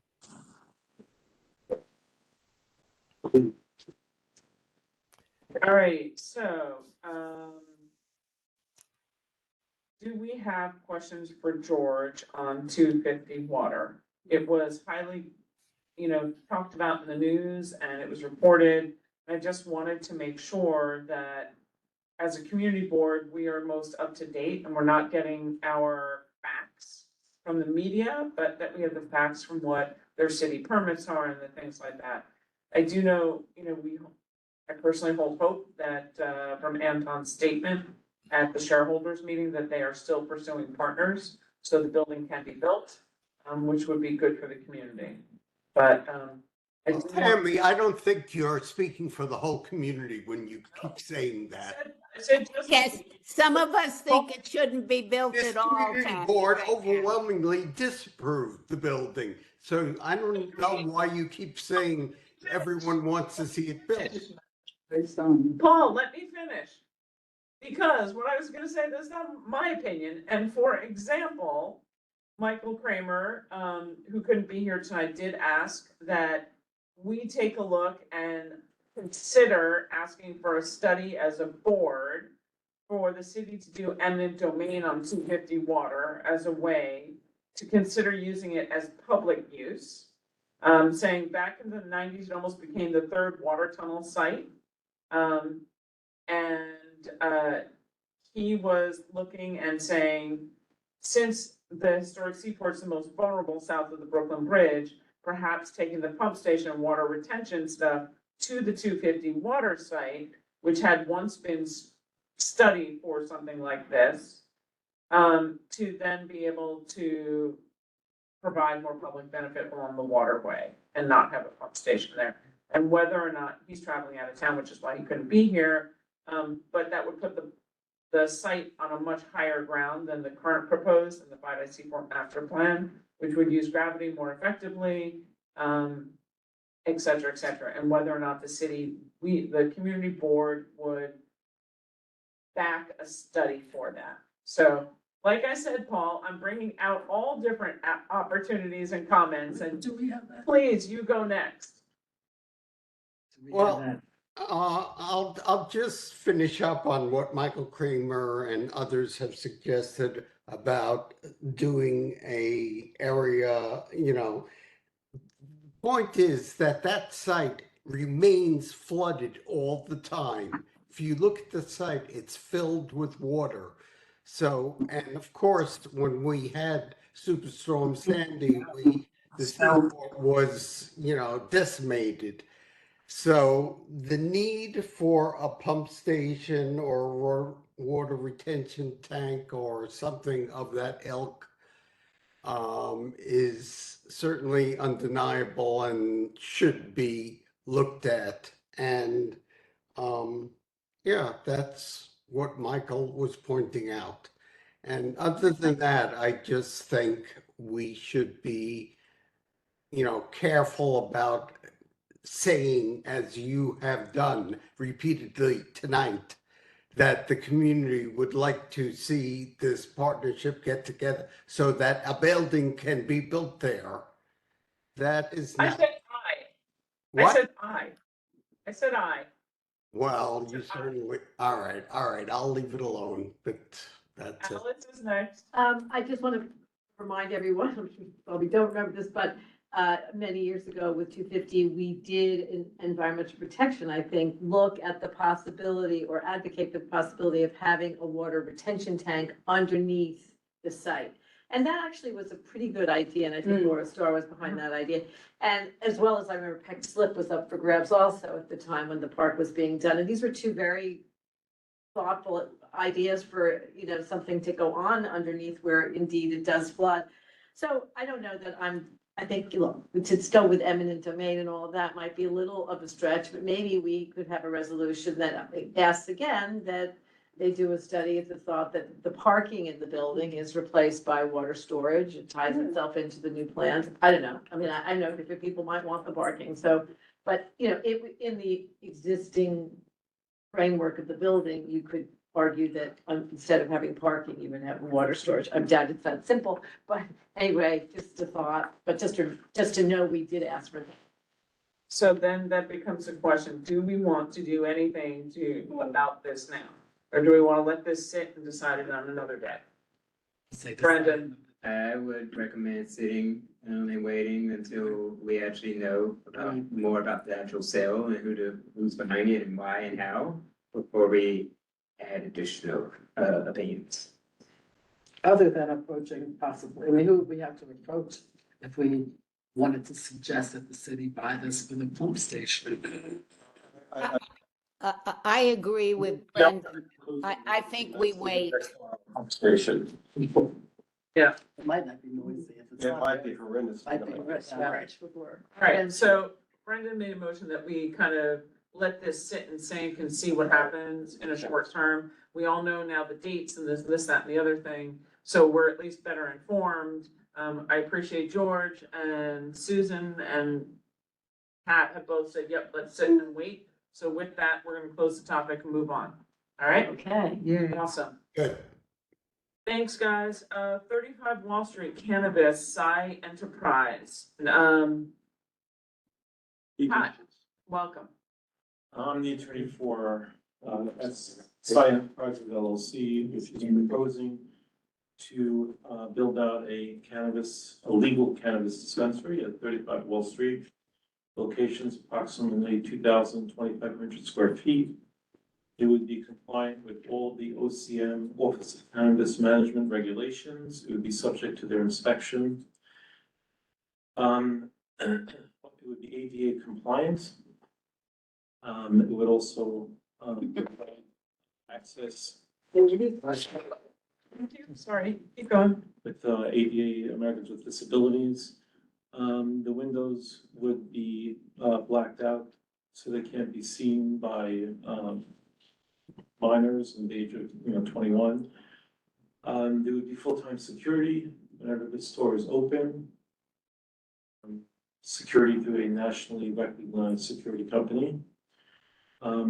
Typical hours of operation, although not confirmed, would probably be somewhere between 10 and 7 days a week. And if there are any questions, I'll be happy to answer. We would need to update that though, because that says 10 to 8, which I think goes over the hours. Yeah. So 40 hours. Really big space, 2,000 square feet. Is this on the ground floor? Yes. And this is a historic building, is this Walmart? I don't believe. It was the JP Morgan building. Oh, thank you. It's the what building? I didn't hear. JP Morgan old office So building. it's a landmark. It is a Yeah, landmark. yeah. Oh, I know where it is. Okay, thank you. So blackening windows and the like would have to, of course, go through landmarks. I mean, my first thought is that what you meant? Like you're going to, what is your? Well, right now, Do you have any images? I mean, the front of that building is spectacular. Gorgeous, yeah. it is, it's quite the And so- destination. When- How many linear feet of facade are you talking about About here? 25. It's a lot of feet. Okay. And it, well, what did you say the square footage on there was? About Gonna 2,000. take three stories? No, first floor, just ground floor. And how much, It's about 2,000 square feet. Is this, I know we also just got the notation that they're expanding to 1,000 feet, but we have another one that we approved. Somewhere on Wall Street, I believe. Yeah, there is, well, one of the two of them would qualify because if they get their license, then they won't get theirs. Because the 1,000-foot rule is still in place as of the moment. Today. It wasn't just approved, it was actually like our first approval. So shouldn't they have heard by now if they've gotten it, I guess? No, because it's, it's about a year and a half. Oh, of course they are. We just saw licenses be approved for ones that we saw in November 2023. can I ask what the address was on that, I mean, is out of curiosity? We can try and find that out for you. So 35 Wall is not the very beautiful building. It's not the corner building. It's not 15 The Broad. original 23 Wall was the original JP Morgan bank entrance. Okay. It's right next to it. 35 Wall is actually JP Morgan's office area. Well, that's the picture of it. It's directly Right. across the street from the Trump building. Well, I'm sorry, I don't know a lot of these licensing things, but do we have a full set of like a drawing and seeing all the windows you're talking about? You're looking to black out windows on what I think is a landmark You building. can't actually black out windows. You have to have some light because blacking out the windows reduces the streetscape. We understand privacy, but if you look at some of the others that have been approved, they don't black them out. They frost the windows, they have lighting. Obviously, you have rules and regs on neon and security, so for us, that's not as big of an issue. It's the 10 to 7, so your hours need to be adjusted on your application because 10 to 7, 7 days a week is 63 hours a week. I think we only have 40, right? No, Wasn't 40? Brendan, what are the hours that we limit? I don't, what was this? I thought it was- Is there, It's I not want to part- finish my the point if I hours- might, Tammy, like, It's not, it's what, not, okay, I want to make a comment that this project, is there a time constraint here that tonight we have to say yes or no? yes. Okay, for me, I think this board doesn't do itself a great service not knowing what we're really talking about. I guess it'll have to go to landmarks, so we'll have another whack of it. I guess you're gonna have to show the elevation I of what don't you're think doing. it's a landmark building. It's Not a landmark, stop. It's not a landmark building. And he has to tell us, he has to tell us, is it where the AT&T, it's going to be right next to Tiffany's, am I correct? Yes, you are. Well, you know, Actually, it's 37, as an apartment building right next to it, 37. Do we have a list of, like, community signers, sort of, like, did you get, signatures from community? So let me address the 4 points that are being raised. Number one, the requirements by OCM is that the hours cannot exceed 7 hours. So the 10 to 8 comes out to 10 hours a day, 7 days a week, 70 hours. So I'm gonna leave it as that without an adjustment because those are gonna be the hours of the store. Well, you might wanna hear what we have to say, because we can also then deny it, and then you don't have any hours. I apologize. Yeah. With your permission. I'm just saying that this is one of the most important things that you come to a community board for, and that is a blank document of signatures. So Because Tiffany's probably does not want. Have you done the due diligence to get any type of signatures from any of the neighboring buildings, from any of the people? Businesses, anyway. Businesses, Somebody residents, said, you know. we want. Yeah, that's true. It's just let them answer. We did not, however, we did comply with the rules in terms of posting lime green notices in the 4 surrounding corners, as well as the building and the building across the street. Those signs were prominently displayed. They were up, they were duct taped. Do we see them? You still, did you send us a picture of Do you them? have pictures of them? They were about 60 feet away from, where they were located. Yeah. So we don't have the photos of that. Did you send us photos of your posted sign? Absolutely, they were emailed in advance in accordance with the compliance requirements. So there were other things, yeah. I have pictures on my phone I can share with you, but that's not a problem. I look at the, but it could be even something like this, I mean. I wanted to address 2 other points that were raised. One is, I use the word blackened, the point was just not to be seen through. Right now, what's there is, I believe, tinted, but if we would frosted or blackened or whatever would be compliant. In terms of the landmark issue that's being brought up, this particular piece of the building is not landmarked, absolutely not landmarked.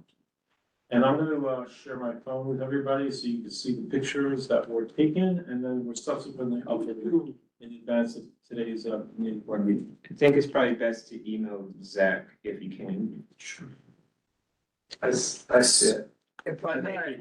So there, Zach can share that photo, but one of the most important things for us is that you have residents all around 37 Wall Street and many other buildings.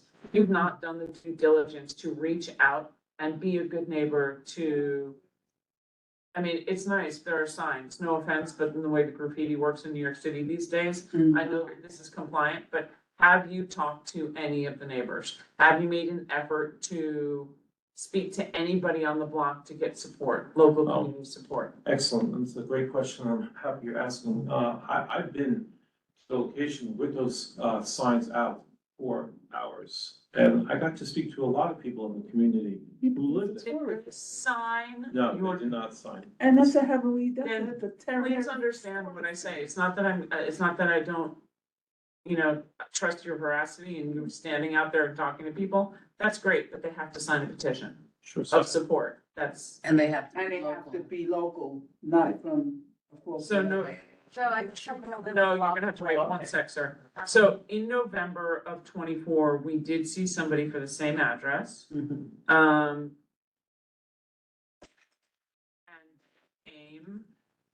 they came with, more information. I will say, you know, they had, community support and other things. Would you be considering any buyouts? I know the word buyouts, but I don't understand the context of how that word is being used. Events, Oh, events or buyouts, I'm sorry. Yes. same thing. In that The context. store is not open to the public, it is being sold for a private event, No, okay? And are you going to be doing deliveries? yes, During what hours? during the store hours only, And you're saying you would like to have 10 to 8, yes. Max. and that's 7 days. Yes. So somebody else came through this site, Tammy, earlier, and you rejected it. No, We approved it. So there's two I must Yes. understand, two applications. Is there a Yes, so the- competition? Many times there will be several at one location and they're Right. just waiting to see which one of them is a money grab by the landlord. Cause they have to give them a deposit for that. And so- Okay, thanks. And many times they don't get the deposits back. How are you doing your deliveries? Is it bicycle, Uber? How are you doing deliveries? It's going to be through a electronic method of movement, so like a Segway or maybe an electronic bike and bike phone. Storage. Where are you gonna store those? In the store. So there will be absolutely no bicycle storage on the street or the sidewalk? Yeah, where do they pick up the deliveries from? Where would they pick up? Yeah, so is everybody going in and out the front door, so delivery people and customers? Yeah, but, as a practical matter, deliveries are not, focus of the store immediately, and when we're talking about deliveries, we're not talking about hundreds and hundreds of deliveries, we're just talking about a handful of deliveries per day.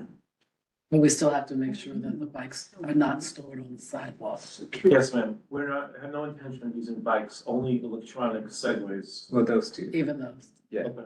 they have to be inside. Yeah, we would commit not to have them outside, and by the way, what's better about these segways are they fold up. So they take up a minimal input and they would only be inside the store. I lived in San Francisco when LimeWire or whatever was rolling out, and those things were everywhere. And those folded and they're electronic and they're a pain in the butt. So, you know, let's just make sure they're inside, I guess. I only envision one, maximum two. Okay. And they would only be in the store. I assume we've already looked up in terms of schools and places of worship. Sure. Yeah. And they're within, I guess, what is it, 1,000 feet? They're directly across the street, but the main entrance is on the Pine Street side.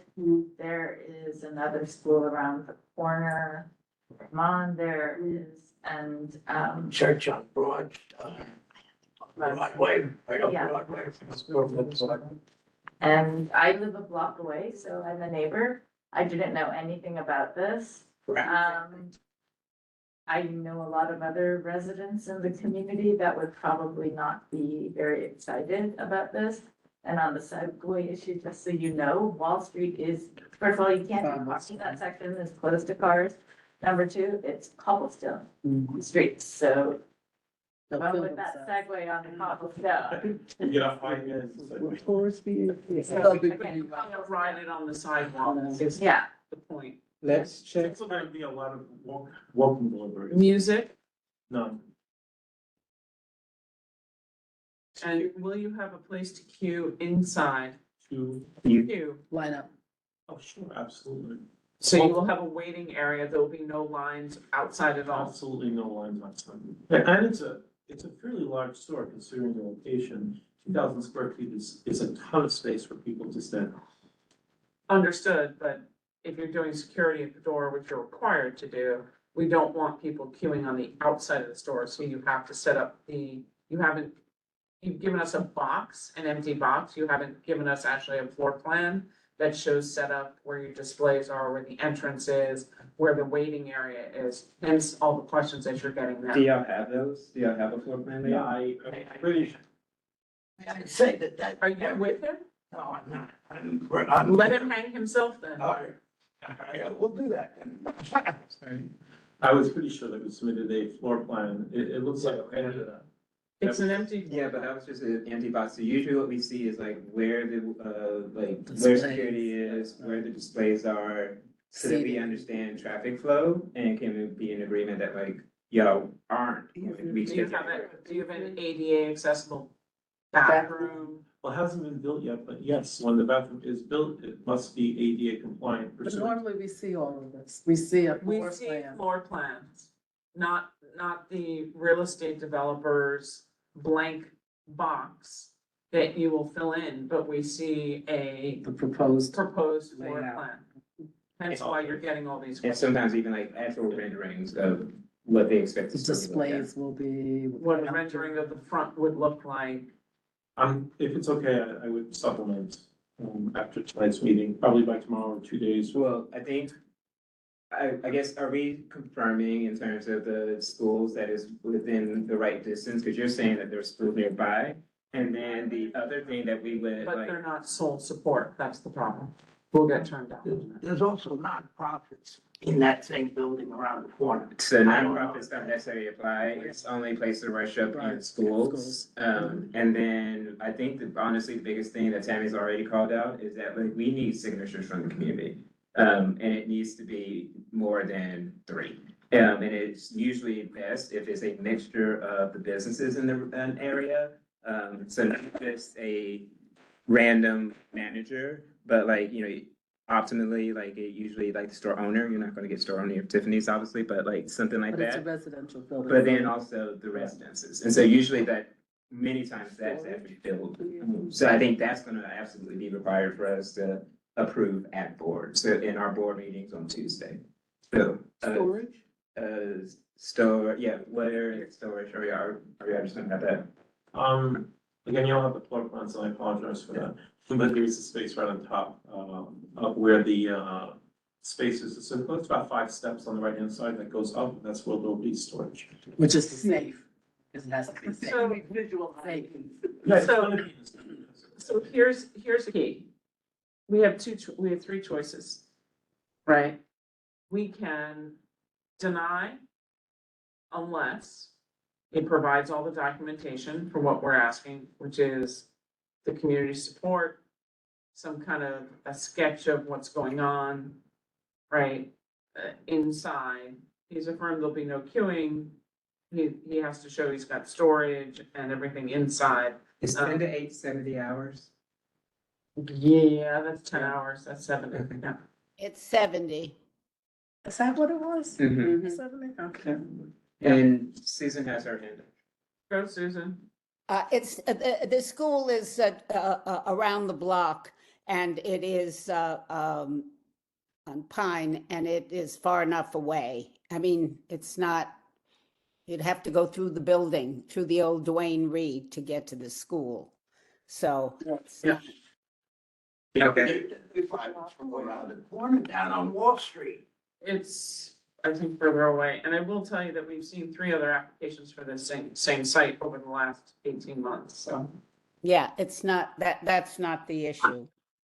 May I ask what the distance to the schools are? We can certainly map it out, and if, Because there is a private school down the block. Bless you. Broad. Bless you, bless you. it's in a mixed-use building, doesn't own the entire building. Every school in our. Does that apply yet? Yeah, because the city council hasn't passed a public youth facility bill, and the OCM doesn't recognize mixed use. We got overruled twice already, so. Mm. So our request is that you email Onej with your renderings, a real floor plan. and Real floor plan. Real floor measurements. plan, Right. and community support. Signatures. Signatures. From the building. From the building, from the neighbors, from everything, okay? It needs to be to us by noon on Monday. So you've got some work to do over the next couple of days. I appreciate the opportunity to allow me to get this information over. So, I was gonna suggest then a deny unless we get the things that we've called out. So the floor plans, the signatures, anything else? Doesn't the Office of Cannabis Management have a list of things you have to present? They do and don't, it's OCM. But we've had so many people come and they've had these. Yeah. had the materials that were. Yeah. Yeah. Are those our 2 main things that we need? Let me just, yeah, I think it's 70. It's been a quick minute since we've done these. I'm trying to- Yeah, no, it's 70. But that's the total number of hours. Yeah. 70? Yeah. All right. I was wrong. Okay. So with all that, this is for 35 Wall Street for site and break. Did you appear before us for a different location? No, I do not. And do you have other locations in surrounding community boards, applications in? And do you have any interest in any alcohol serving establishments? Okay, so with that note, are we, Well, he's the lawyer. Neighbors, I don't know if they wanted to speak. are you? Their neighbors. Oh, I apologize. I thought you were another applicant. Oh my God. I'm sorry. They're We from the building. represent 15 Broad Street, which is a condominium, mixed Next door. condominium. Yeah. It is from the 7th floor up, there's over 385 apartments, over 1,000 people that live in the building. In that same building, there is 3 nonprofits. And the area that they want to develop has no infrastructure in it whatsoever. The condominium itself has been asking them for these same things you asked for and not received it. 2 years? For about 4 years. So we're just here. What I really want to ask is, what do we need to do? Do we need to put have the residents come down? Do we need to put a petition? What do we need to do to fight this, particular, establishment from coming in? Well, there are a couple things that you, obviously, an official letter from the board would be helpful. Oh, absolutely. You have to get your concerns out and about in the front. Unfortunately, We didn't know about this at the last minute, by the way, with all You those didn't- signs. Neon signs? No, it was posted a mile away, so I mean, not a mile away, I'm exaggerating, but you know what I'm saying? It was posted way far away from where it was open. So, I'm sorry, are you talking about this store? Yeah, I'm talking about 35 away. So I personally posted those signs. Yeah. And I know exactly the locations. Yeah, and I do too, because I took pictures of it. Right. The only one, Not by I know we just saw a picture of them posted on the door. I know That that, was never there. I know that we just saw a picture that was posted on the door, but we actually never saw that. The only one that we ever saw last minute was on the light post on the corner of William and Wall. Right, Yeah. so the requirements as far as when I, William and Wall. That's the corner of William and Wall was where you put it. the requirements were that, the signs be posted on the doors. Never posted on the door that we saw. Well, if you look at the picture that was just. I don't know when. I don't trust my friend, because I live there, I work there, and I walk that building every day. And I can tell you honestly that there was no sign posted. Is it up right now? Is So- the sign up right now? Fortunately, I didn't hire someone to do it. I did it myself. So Congratulations. unless anyone's attacking my personal integrity and my representations here, I went out of my way to make sure that those signs were so bright and so clear, you'd have to not be able to see, not to see those signs. Now, in addition to the signs, it requires two different corners, street corners, that the signs be put up. I went to 4 street corners, and then I did a couple of signs in between. So I've complied. I've done it timely. We submitted it timely. Whether or not they're still up today, I wouldn't know. So I would recommend, generally what happens with people that oppose these is, one, gets something from your board. Absolutely. And then if you want to send people, we have our full board meeting on Tuesday. That's what where I we told will you vote earlier. fully. Get your- But honestly, a lot of this is kind of between the landlord and the condo board, and so you would need to petition them. Because as I mentioned earlier, this is kind of a money grab for many landlords. Well, this, you see, and it's not a money grab for a landlord, because the condominium is owned by the residents of the condominium. And then what? No, that's store. No. Condo is, that.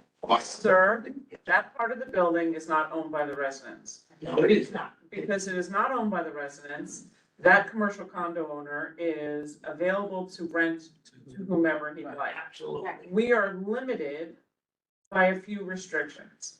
If he has all of his ducks in a row, unless there is, we've had a building that the building manager came and opposed it because he said there was no possible way to make the HVAC work, to be able to duct in or out of the space. And this is the man who manages the building, right? And an entire building around them, all the residents came. That was very clear that that wasn't gonna work, right?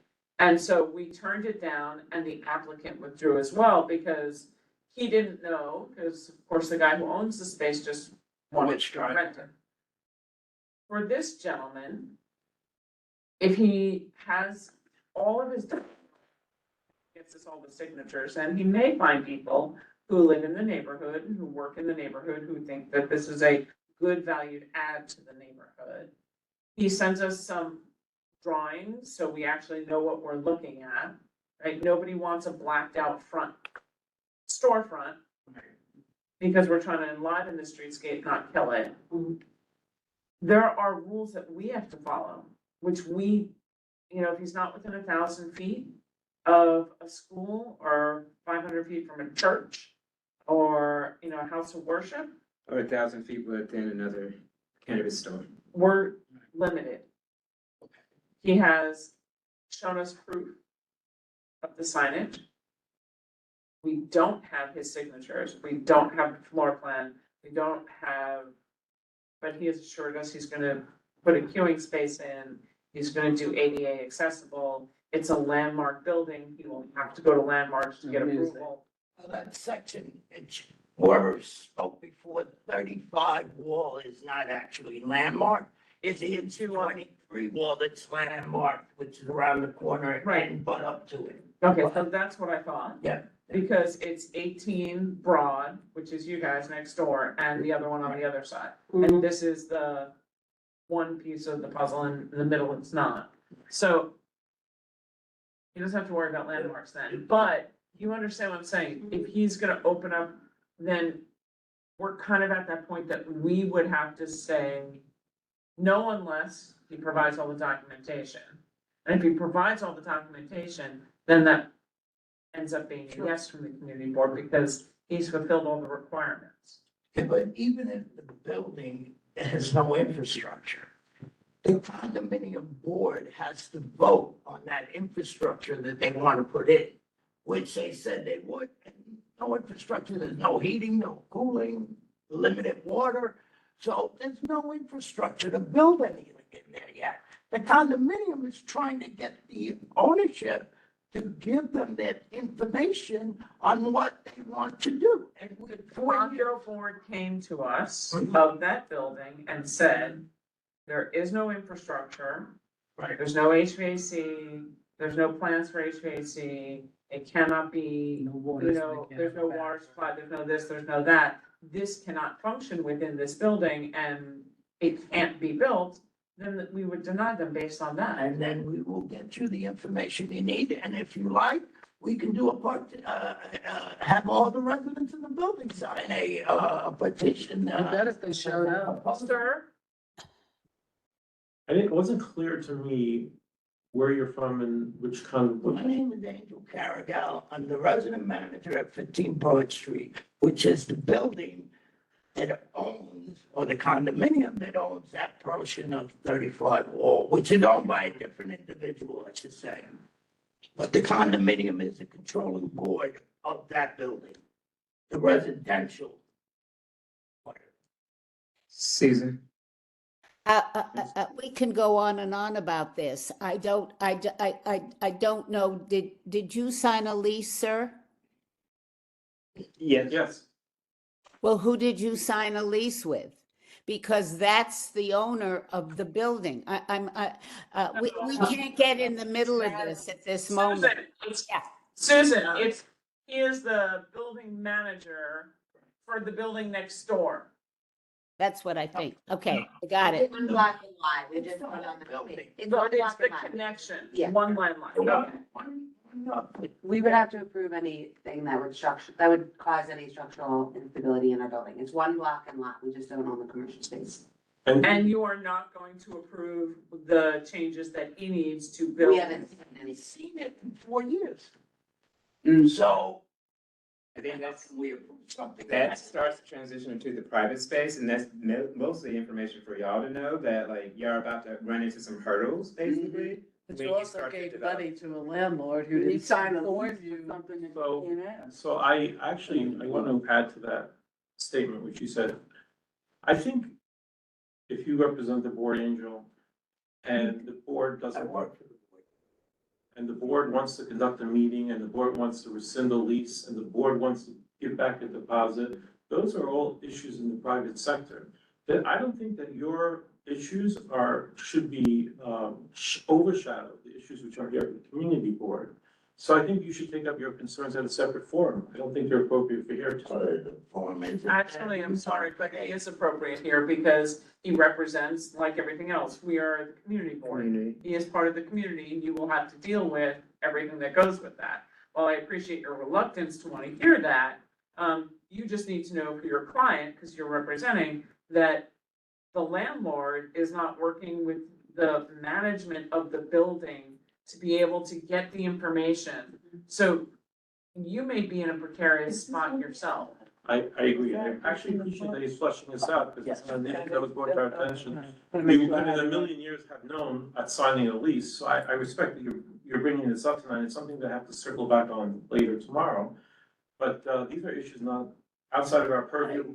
We were given a lease, we signed the lease. That's your issue, not my issue. My issue is that there's no infrastructure there. There's no way in the world that you can get it approved to put anything in there. And not only that, you guys didn't tell anybody in the community about it. So, hold on, he said he posted, so let's give him some grace. Let's give him grace. They posted sign. And truthfully, the landlord that they, got the lease from, should have informed your board of what was happening. Yeah, And that's. they would know. Agreed, and that's. And So, nothing personal. Yeah. Angel, we heard you. We're gonna put that in our resolution, so we know this. That would give us really big concerns for you to be able to have your client operate in that space. It does sound like it is the potential your landlord, and you need as your thing, because we've had this situation come as well, you need to go back to that particular landlord. Because if you're gonna rent the space but not be able to build it out, then that's not gonna work for you. Maybe that's why the last two applicants who came for the same space did not end up going through with that space. I understand, I appreciate it. So here's what we're gonna say. We're gonna vote on this. You have until Monday to send us the information or to withdraw, which you could do based on, I mean, you're entering into a lease with a building that won't allow you to do the build out. I'm not a business person to tell you what to do. I'm just saying that you need to come back to us and let us know what your decision will be. Thank you. Okay, for the board, Call the question. Second. all in favor of a no unless? Okay, are there any, opposed? Online people? Susan. Are there any recusals or abstentions? Motion passes. Thank you. Oh, Vicky Sue. We're good. All right, thank you very much, sir. I suggest that you hook up with Angel Yes, sure. on your way out, because it would be really important for you to get the lay of the land either way. Thank you. 6 o'clock Tuesday, 19th floor. Thank you. Yeah. 381 Broadway. This is an alteration of a cannabis retail dispensary, Daima. And those are the ones who aren't. All right, so the good. Number No, 5, it's Fonda. Fonda. Yeah, the good Oh, news is, yeah, for Daima, their alteration of their cannabis license is a name change. So we did not require them to come. We will not oppose a name change. We're just moving on. Okay. Is the name change that they're naming it Daima or even though? So they are Daima. It doesn't really matter, but I'm just curious. Good night. The Lighthouse campus. Yeah. Bye. Exactly. That's not the Boltons, is it? 381 Yeah. Broadway. Could be. Might be. And, cause I thought we approved that for, Housing Works. We did, and Housing Works did not pursue the lease. Mm, And then this guy came back and did pursue the lease. Okay. All right, so Fonda, welcome. We've heard Hello. 139 Duane Street. I Yes. appreciate your patience. Should I sit down? Yes, please, welcome, introduce At yourself. this point, I'm like, my name is, this was rude, my first experience on a community board. My I name is- love your restaurant. Thank you. My name is Erica Cabizny. I'm the business manager for Fonda. Caught me a little bit by surprise. We have 3 locations, one in Chelsea, Park Slope, and this one. So I'm not really certain of if we're missing something or what is the resolution. We are,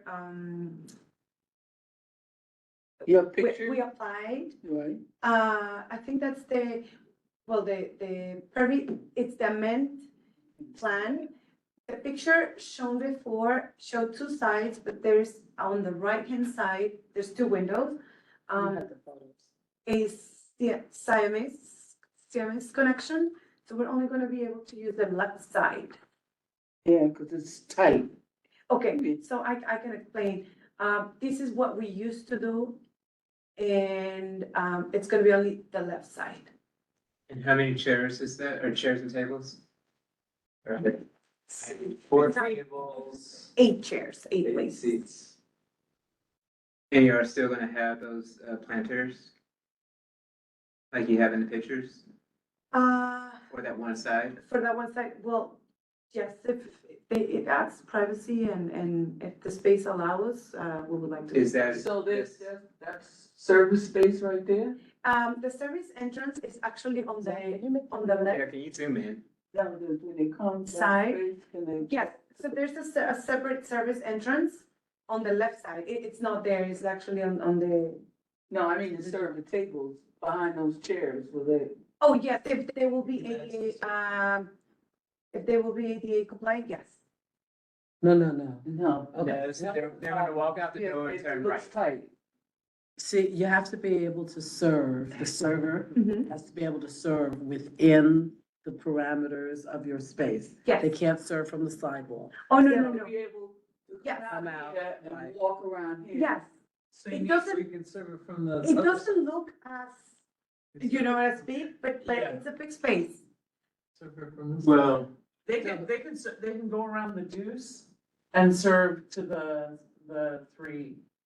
6, right? You come out the front door, they go around the side of the deuce. This Yeah. is the space. This is No, a- yeah, but they can go inside in here. right before, yeah. and go inside and serve. But what about getting to that corner There's table? no space in between. Well, I guess they can I- give I it to think one person we and just they can need to pass do it. like four on the side and that too. There's no space there. Cause those tables look right. Yeah, they look like they're right next. They're right next to each other. There's no space. That's what I'm saying. There's no space Space there. between them. Yes, That they table is can. a 4, so it can be like accessible. They What can we take really- one out. I think And what then she's- they take the far one out, then they have 4 tables instead of, I mean, they have 3 tables. 3 tables. 3 tables, and then They- they're fine, And we can also flip that. unless they have smaller tables. I don't know. They are 24 by 30. I think. And they're like, Is that you take out. the Take this table. one out. The middle Yeah. one. Take this No, one out. not the middle one, but the one closest to. to the out one. Yes, because she was saying that that's a top port, as you can kind of see, Yes. that's for accessibility, so that's a wheelchair.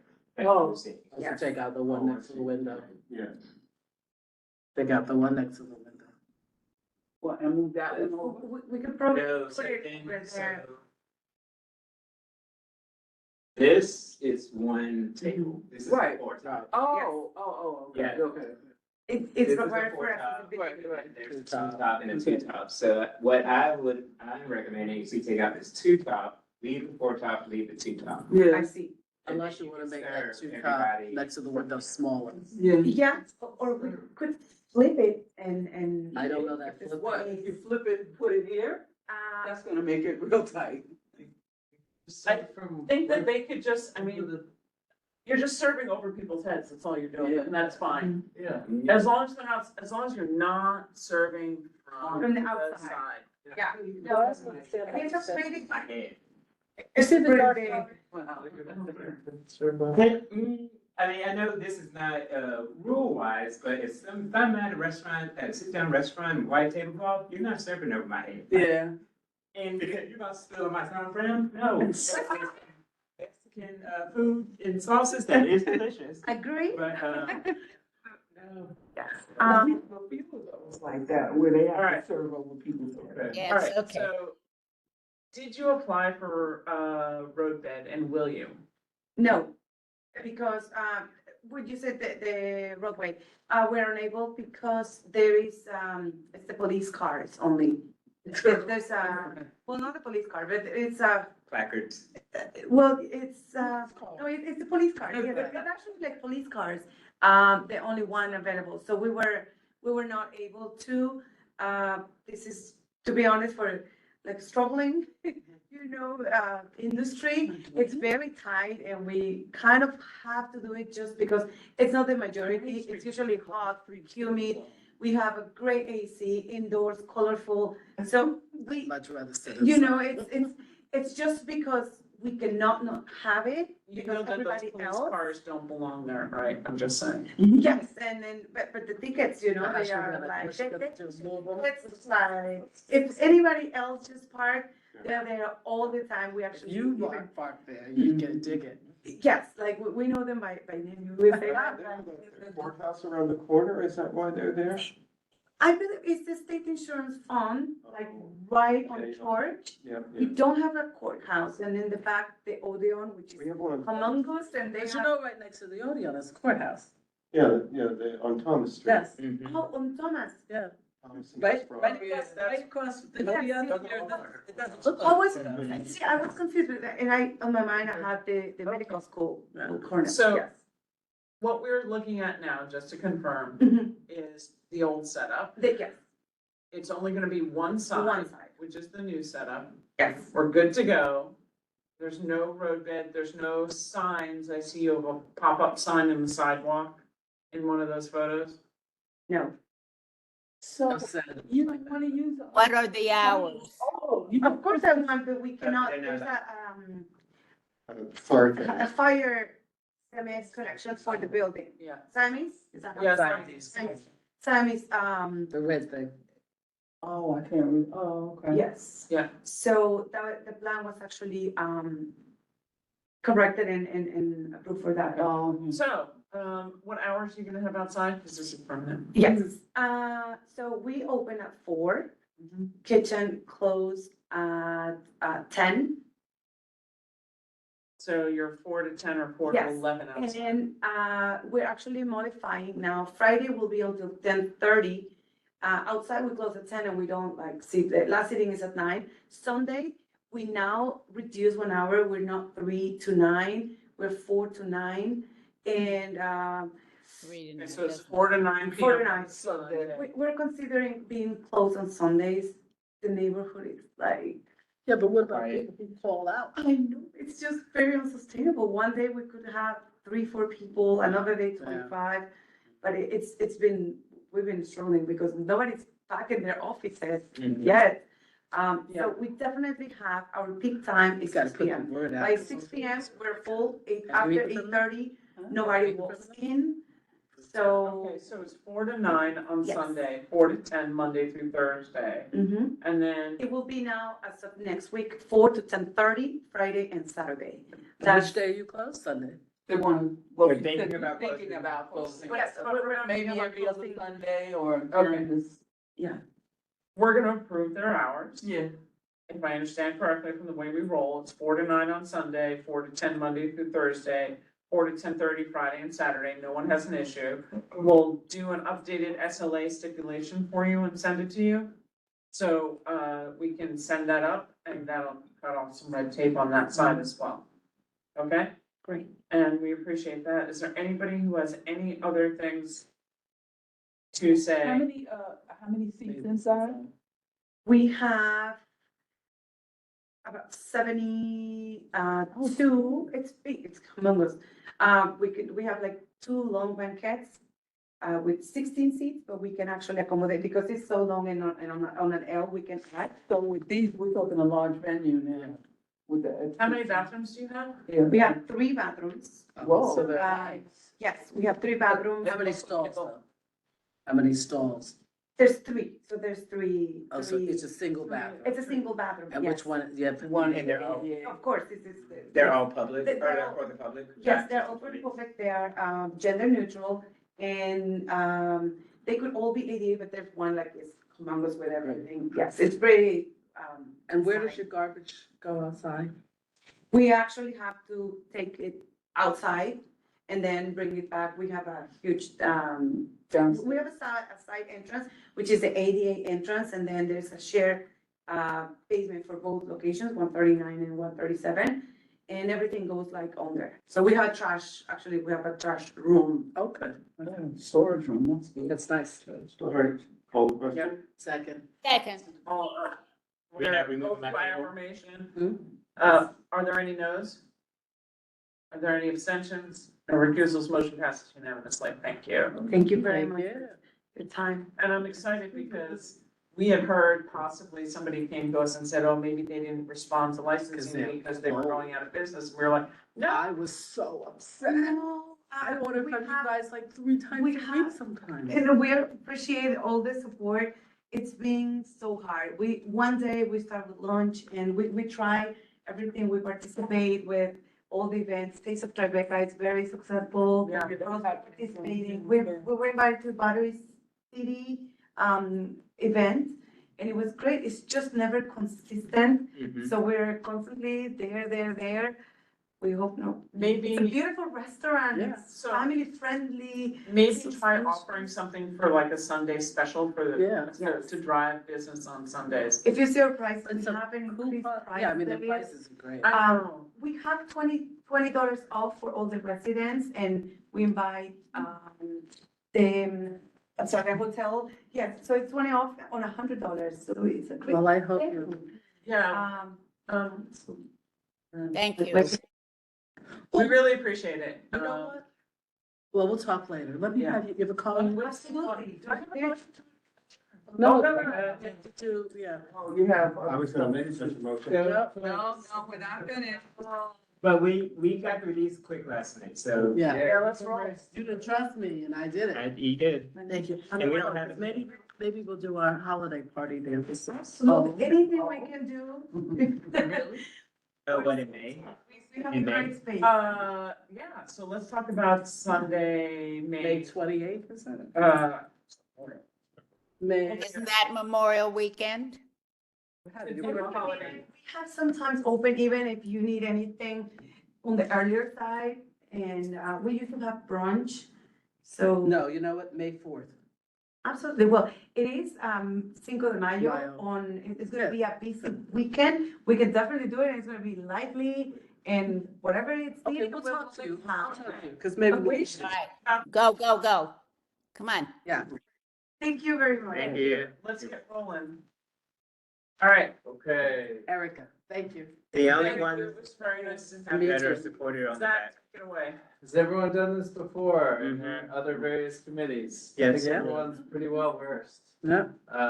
Going through these budget items, looking at the responses that were given and added to the letter, to council and, the administration, asked the agency to come in to do follow-up or have no action. So just go through them one by one and make decisions on each. Let's try to limit the ones for letter, so we don't just recreate this document. Yeah, all right, let's get started. Okay. So first one, complete construction of East River Waterfront Esplanade up to Brooklyn Bridge. Seems like a letter. So that's important. Okay. Research for potential along the East River for active green spaces. That goes in the letter with the one on top. All right. And they actually support that, so. Yeah, that sounds good. Improve access to a building in a park. Yeah, agency supports. Oh, And yeah, so they sorry. want more information Sorry, okay, on that. So sounds good. Should that be a letter or a call? or- that, I feel like that. Let's set up a You meeting. touch base with them. Yeah, on so that's a stuff call with that. CB. Okay, this one you gotta support. I believe this is probably, is this Wagner? The comfort station? No, that's the battery, which has been partially, it's in the battery, like the battery. Okay, so this is done and Yeah. so we Remove no it. action? It stays on here. We don't need to take action because it is planned, Right, when but they not finish. done. Like, Okay. So this is a no action? it's, yeah, it just, the city hasn't completed work. 25 seems important. Yep. So letter.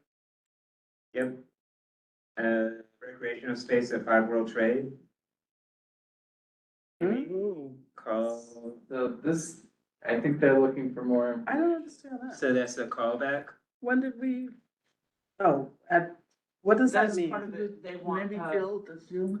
it's part of, for the community center. Yeah, That's Well, pretty much just a guaranteed, but it's further not built. review of this Right. request is But necessary. that was, due to and also funding the senior requirements. is part of that too, Do you have a so, resolution on this? Yeah, we do. so what do we need to do with this? I think that it's a Silverstein project, it's not a city project, that's the only strange thing, so I'm not really So sure. we got a letter to them to push them and Oh, say, this is not- remind them. Well, they don't have the money to Five build. World Trade, Five World Trade, I don't think is, They don't have money to build it, Yeah, it is the SDC. right? They threw this into parks, so maybe that's. let's ask, This is. we'll this- clarify. All right, we'll follow up. Let's stay. Increase community board budget to 400. Yes, please. All right. Yes. What does that mean, letter? Yep. Yeah. Yeah, we should do that in a letter, because a bunch of other boards. are doing Enhance this. park safety through more security staff. Yep, we have that, and Paul, I believe, had it in parks as well. Oh, yeah, we did.